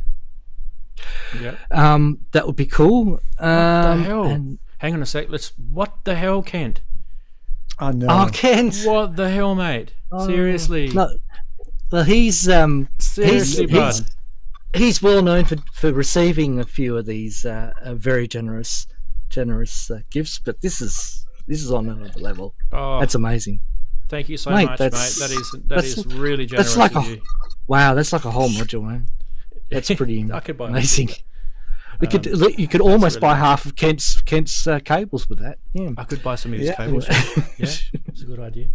Sorry, I'll go back to you. Oh no. Yeah. Number 3. It's not so much a New Year's resolution as a kind of thing to keep in mind. As I said before, I've got to keep it fun. If it starts to become too stressful, this business side of things, that won't be good for my health, my mental health especially. So I asked people to try and understand that I may not be able to move into the stellar business space that they perhaps would like me to. I won't be producing Behringer levels of modules, for example, going to mass production stuff. I actually like the way you're going about it. Like, You do? yeah, absolutely. Because sorry, someone's just popped into StreamYard. Hey, Robbie's coming. So let me just get Robbie in. Sorry. So Because you're basically you're doing it boutique, and I feel like that's where you're comfortable, right? Yeah, that's the thing. I am the balance. I think at the moment is pretty good, but it's as I get to each stage in this process, there's a tendency. I'm worried that it's going to push me into a bad space, but fortunately, it hasn't been too stressful, and I've gotten my head around it.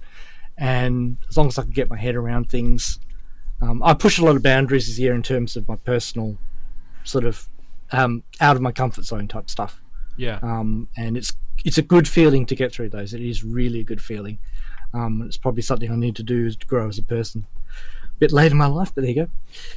But yeah, so you're just still trying. young, mate. You're Still trying. So yeah, you're too kind. So yeah, just try to keep it fun, keep it real. God, I sound like a motivational. Yeah, that sounds great, man. Keep it real, and as long as you do everything with what do they say? As long as you do everything with that love and good intentions. It's going to be can't complain too it's going to much. be a tricky year for you because you've got your job change coming up, and you've got this little eurorack boutique business happening on the side, and I don't know. I kind of feel like there'll be some challenges for you, and I feel like at the same time it'll be fun as well. It'll be fun with challenges, which is probably like any year really, but different. Any year but different, right? Yeah, change. Different I've projects. never been. I've traditionally not been very good at change, so Yeah. been doing a lot of change over the last 2 years. So it's cool that I have capacity for it. I didn't realize I had. So Hell yeah. Yeah. we keep grow. going. That's all Keep we going, want mate. to do. And we're all here to help, Chris. Seriously. Yeah, that's Absolutely. whatever thank- you need. yeah. You know, Thank you guys. there's not only you us guys on been here. There's really, all the guys in the chat. You know, Everyone's been we're all really- here to help. I was going to say, you've all been really constructive and helpful. Thank you, everyone, this year for that. My customers, obviously, happy to them. I hope they have an awesome new year. And I think there's only one left. He should get his module. Oh, I don't know. Might not get it till the new year now because I don't know how the US postal system. But hopefully, everyone have their module in my hands that can have it. Oh, I forgot to mention. I was aiming to get the DIY kits out by the end of the year. I think I'm going to make it at the end of the first week of January now, because I just need about a week more to get the DIY manual completed. So in the spirit of not making myself overstressed and rushing things and being unhappy with the results, I'm going to get it right. And it's been a lot of fun to do the manual, and I want to keep it fun, and the only way to keep it fun is not to rush the thing out. So that was the last bit. Awesome. So next year, early next year. We should pop over quickly to say hello to Robbie, who's jumped in. How are you, Hey, champ? Rob. Hello. Hey, Robbie. Good day, Rob. I just wanted to jump in and to say from one channel to another, congratulations on a great year, and I hope that you have a fantastic new year and a productive one through 2024, going from strength to strength. That's all really. So I just want to pop in and say that. Oh, thanks, mate. That's very nice of you. And I think we would like to Cheers. reciprocate that to you guys, because I've just enjoyed watching your channel go from strength to strength. It's you've had some challenges, where you've had people pop out and some new people pop in, and I think it's been awesome what you guys have done. Longhurst has been a hell of a challenge. Yeah, Oh, yeah, Andrew. He does look like a handful. We love Andrew. Oh Yeah. Love him. Love his that Range Rover. Oh, that's good. and that penguin of death has to go. Yes. Yeah. We were I'd saying, like to penguin to death. we were saying before that if we had another Andrew on the show, it'd just get way too confusing. Yeah, it would, yeah. Because it'd be Andrew, can all- Andy, Brooksy. Yeah, we could all change our name to Andrew one week. We could, that'd be but fun. just everyone be called In Andrew. honour. You don't want to do that. Yeah, you don't want to do that. His ears are burning right now. No, he's been good. He's been awesome. Enjoy the banter, and obviously it's awesome having Kent on your show too, Robbie. I mean, We are very fortunate. Robbie, I know how much work you do, though. Seriously, because you know what I'm talking about, bro. Yeah.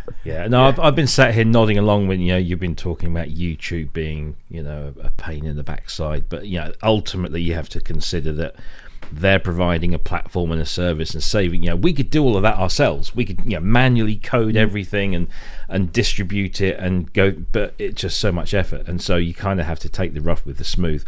Although they do extract the urine on frequent occasions, Absolutely. shall we say? Yes. So no, Yes. I feel you, I hear you, and I've had to edit some of our shows.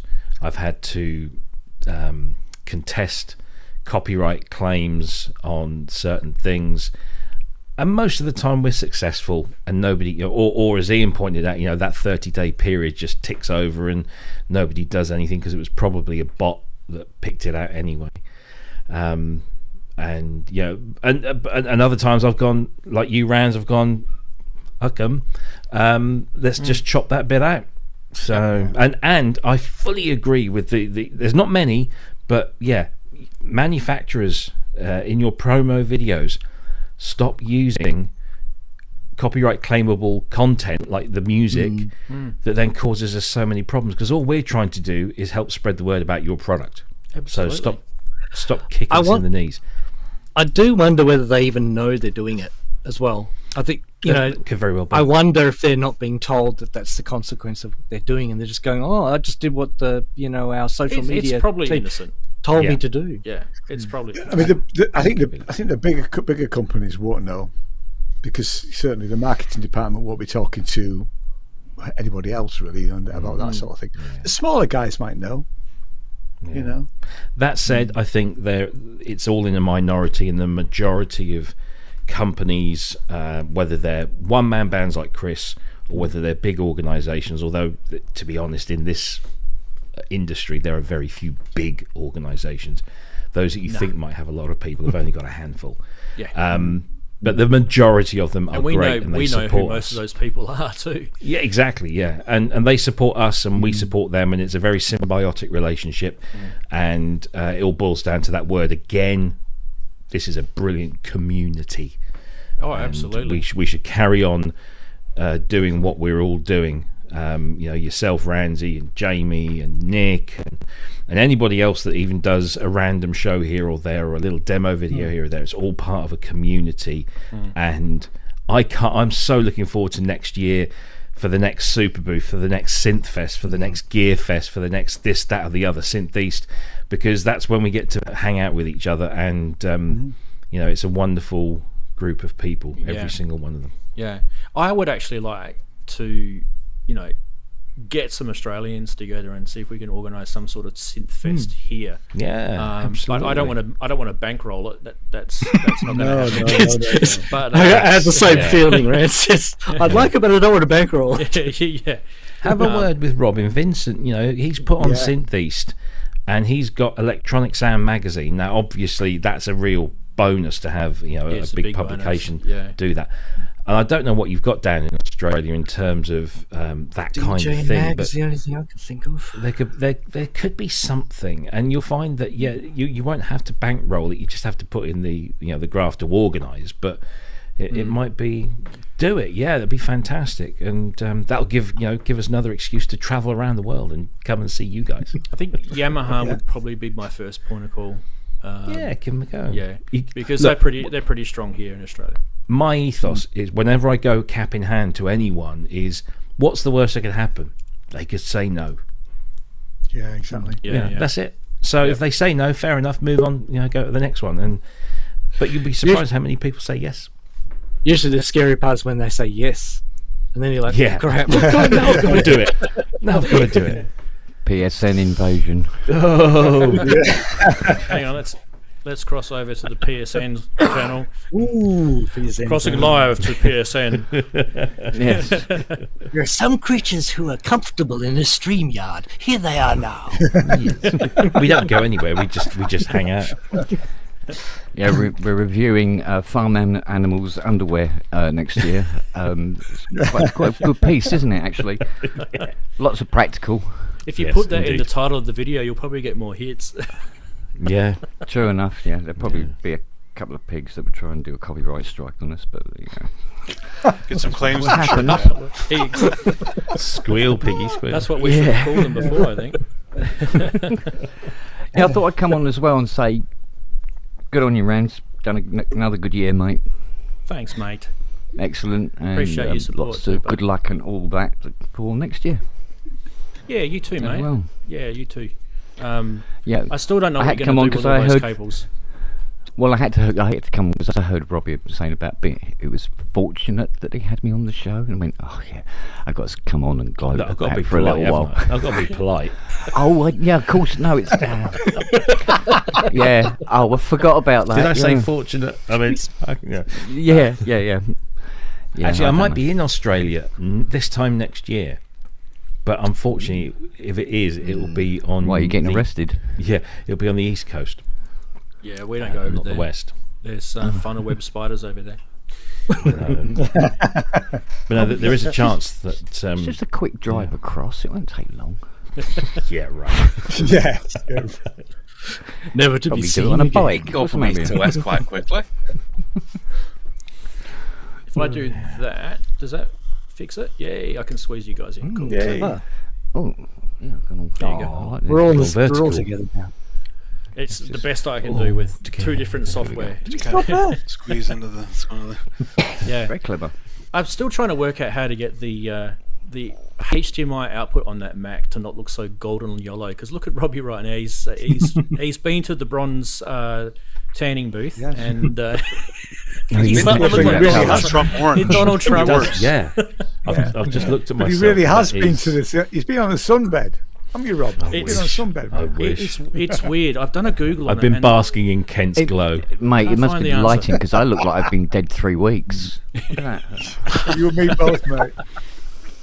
That's what I look like in the morning, mate. Well, if you're only 3 weeks, I'm a couple of months by look at my training footage.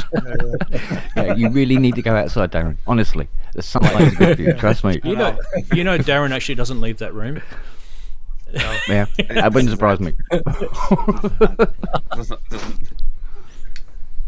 Got eye view of fluids off camera. So He's got a little piss pot underneath his desk. Little pipes and buckets under the desk.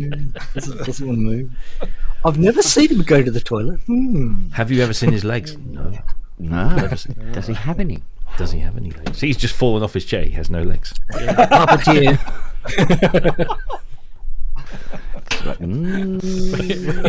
What we want to know is what's under the desk. Hey! No, I was going to say Puppeteer there never he shows is. you his legs. Look but at him. there It's he getting the is. band back together. Yes, see.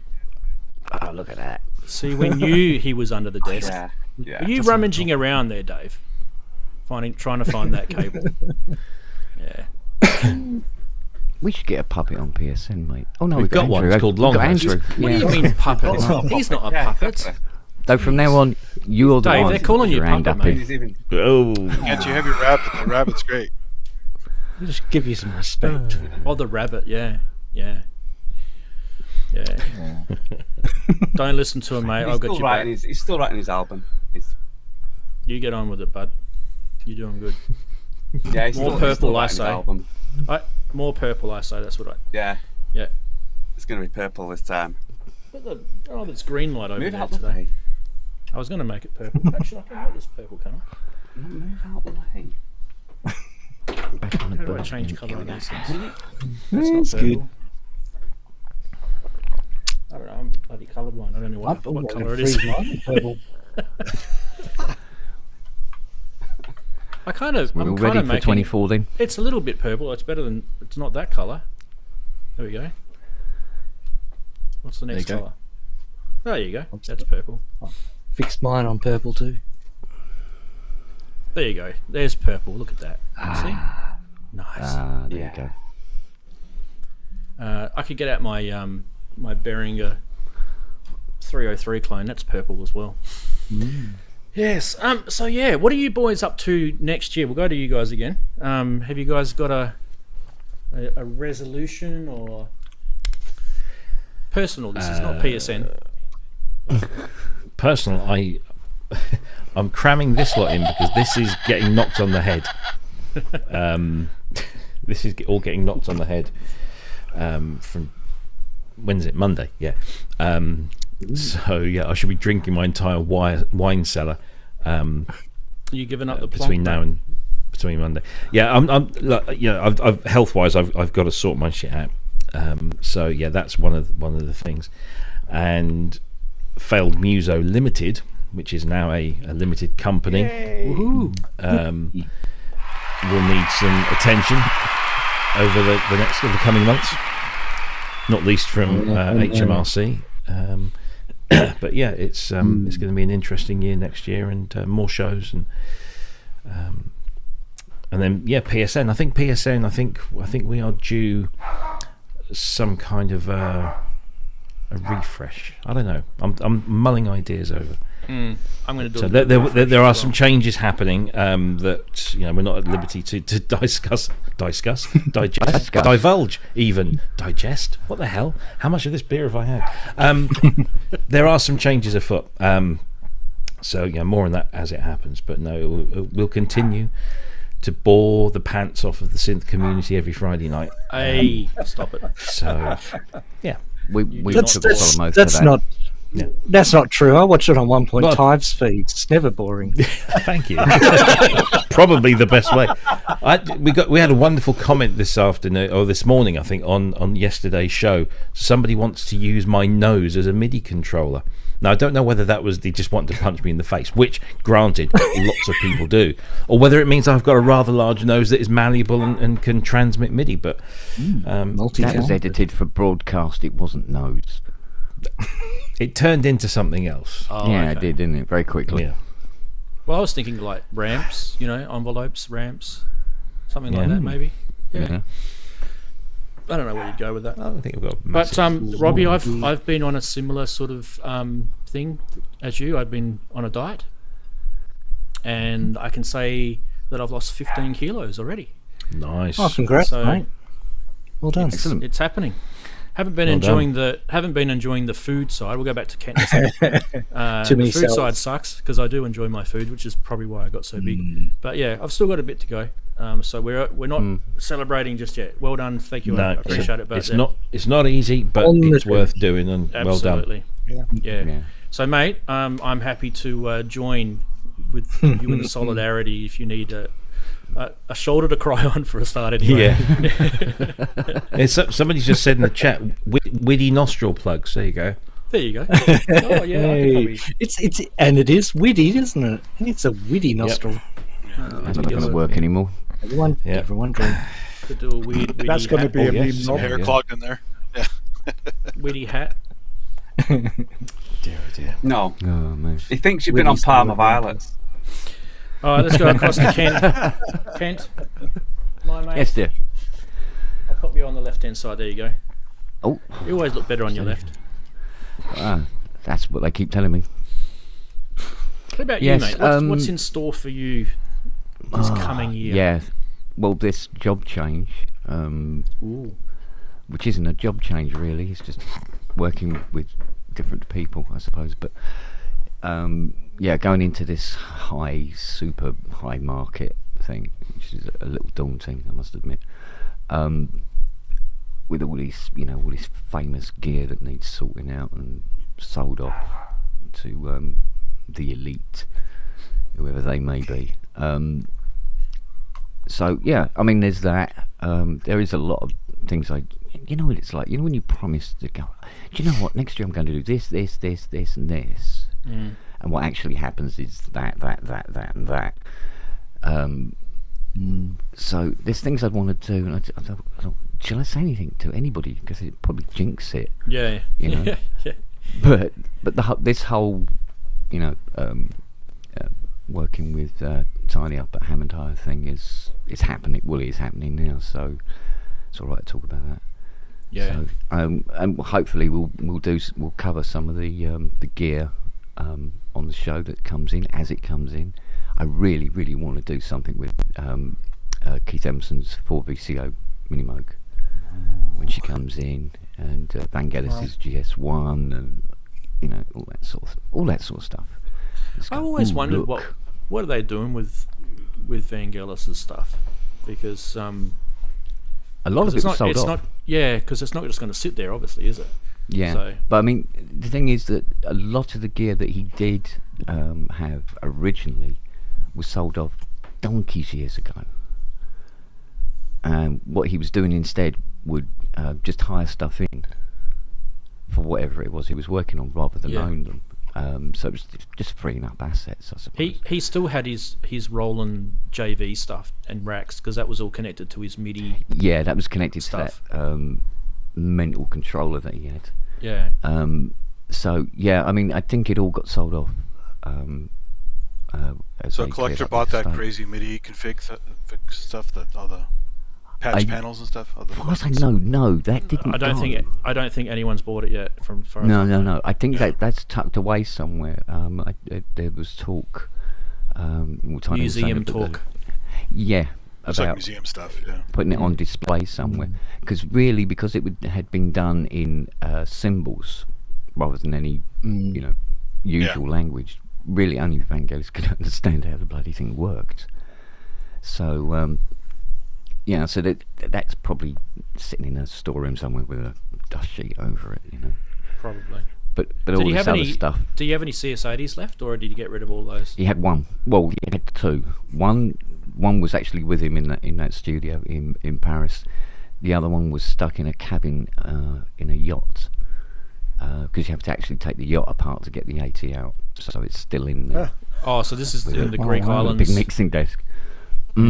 Yeah, yep. So there's little things like that sort of knocking about. So so there's going to be these various, depending on who you're into, historic pieces. But I'm looking forward to messing around with Miles Davis Fender. Just stop the sentence there. Looking forward to messing around with Miles Well, Davis. yeah, absolutely, absolutely. Yeah. So there's lots of little bits and pieces like that. So yes. Should be fun. Yeah, one would hope. You've got a good job. You know, sometimes. Well, we'll see, because I'm going to be scraping dead skin as usual out of knobs and sliders. For the next 12 months. Which Darren likes these jobs. You know about him. You know what I mean? So and all sorts of sticky. Yeah. So it's like the 8 voice I've got downstairs that I've got to start doing. It's shall we say, not very clean. Yeah. So wear gloves. Well, yeah, I've got to wear just one big glove, just piss and vomit. Piss and vomit, basically. I tell you what, if it's piss and vomit, it'd be lucky. Yeah. Well, you might find a couple of little baggies mixed with as well. Mixed with spent undissolved cocaine. There's one of the voices in that 8 voice looks like it's had an orgy on top of it at some point. It's God. I still think to this day the funniest thing was that guy that licked that console and it had LSD on it. I just think that is the best story ever coming out of a synth thing, and then he got high from it. Yeah, no, that's quite common. Can't you send me some samples from a microscope channel?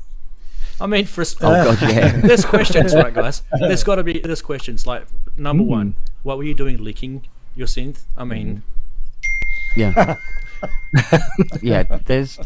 It does raise certain questions. Come on, we've all wanted to lick one of our synths. I'm sure. No, Rob. Just for a moment. Is that just me? For a moment. Just you, mate. Just you. Just you, mate. Just you. I've got a year's worth of memes just from that. Yes. Yeah, just from that. Yeah. Dressed up in a gimp suit. Old secrets. Sorry. Yeah. I like that slip. It's been good. It's been good. I don't know. I think maybe in 2024 we could look at some sort of way where the two shows could do stuff together, you know. Absolutely. Because that could be something That'd be cool. that's interesting, you know, where we could set something up on one show and throw it over to the next. Yeah, boxing match. Oh, we could do a show. Relay. You know, Ranzee could host PSN at like stupid o'clock in the morning his time. Yeah. And we get the easy gig of doing Ranzee's show at our lunchtime. So. Yeah, when you're mowing the lawn on Saturday. We could eat. We could have something to eat while we're doing it. Sorry about stopping you from mowing your lawns on Saturday. Oh yeah. Yeah, I must get a lawn at some point. Yeah. You've got the same problem as me, Kent, where you've got a dog or a few dogs. I've got one dog. You've got a few that like to ruin lawns. Yeah, but I mean, my AstroTurf, it's great. Just jet wash it. Sorted. Jet wash it. I like it. Yeah. Done. Well, we'll talk anyway. It could be something interesting between us. Yeah, fun. Yeah, why not? Yeah. Well, and on that superior thing, we're going to probably have to call it quits because it's past pumpkin time for me. Oh, yeah. The wife's just walked in.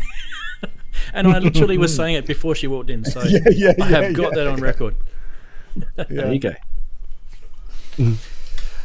Kent, you got the pub on in a bit, or no?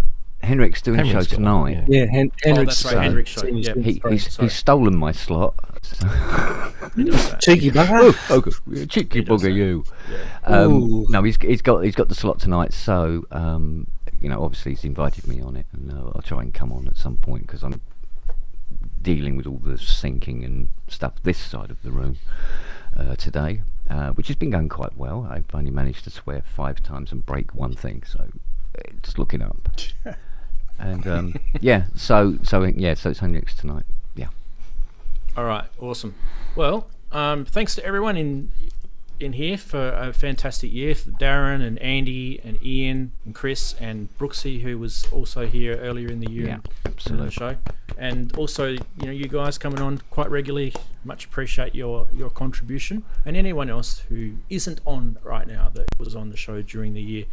Many thanks for you guys, and also the chatties. We love you guys.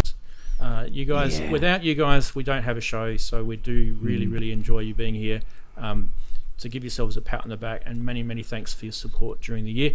Have a great New Year's if you celebrate that, and if you don't, just have a great turn of the month, whatever you want to call it. Yeah. No, I rephrase that. No, I rephrase that. Yeah. And can I just say thanks to you, Ranz, as well, for all the hard work that you do behind this show? Yeah. Cheers, mate. Thanks, mate. Absolutely. Like I say, without you, we haven't got a show. Appreciate it. Sure. Thanks for bringing us together. Well, we're going to hit the button. Yeah, Sorry, guys, but it's the end of the show. It's time to end. Toodaloo. Bye, everybody. See you later. See you guys. Bye, chatties. Bye, everyone. Happy New everybody. Year. Bye.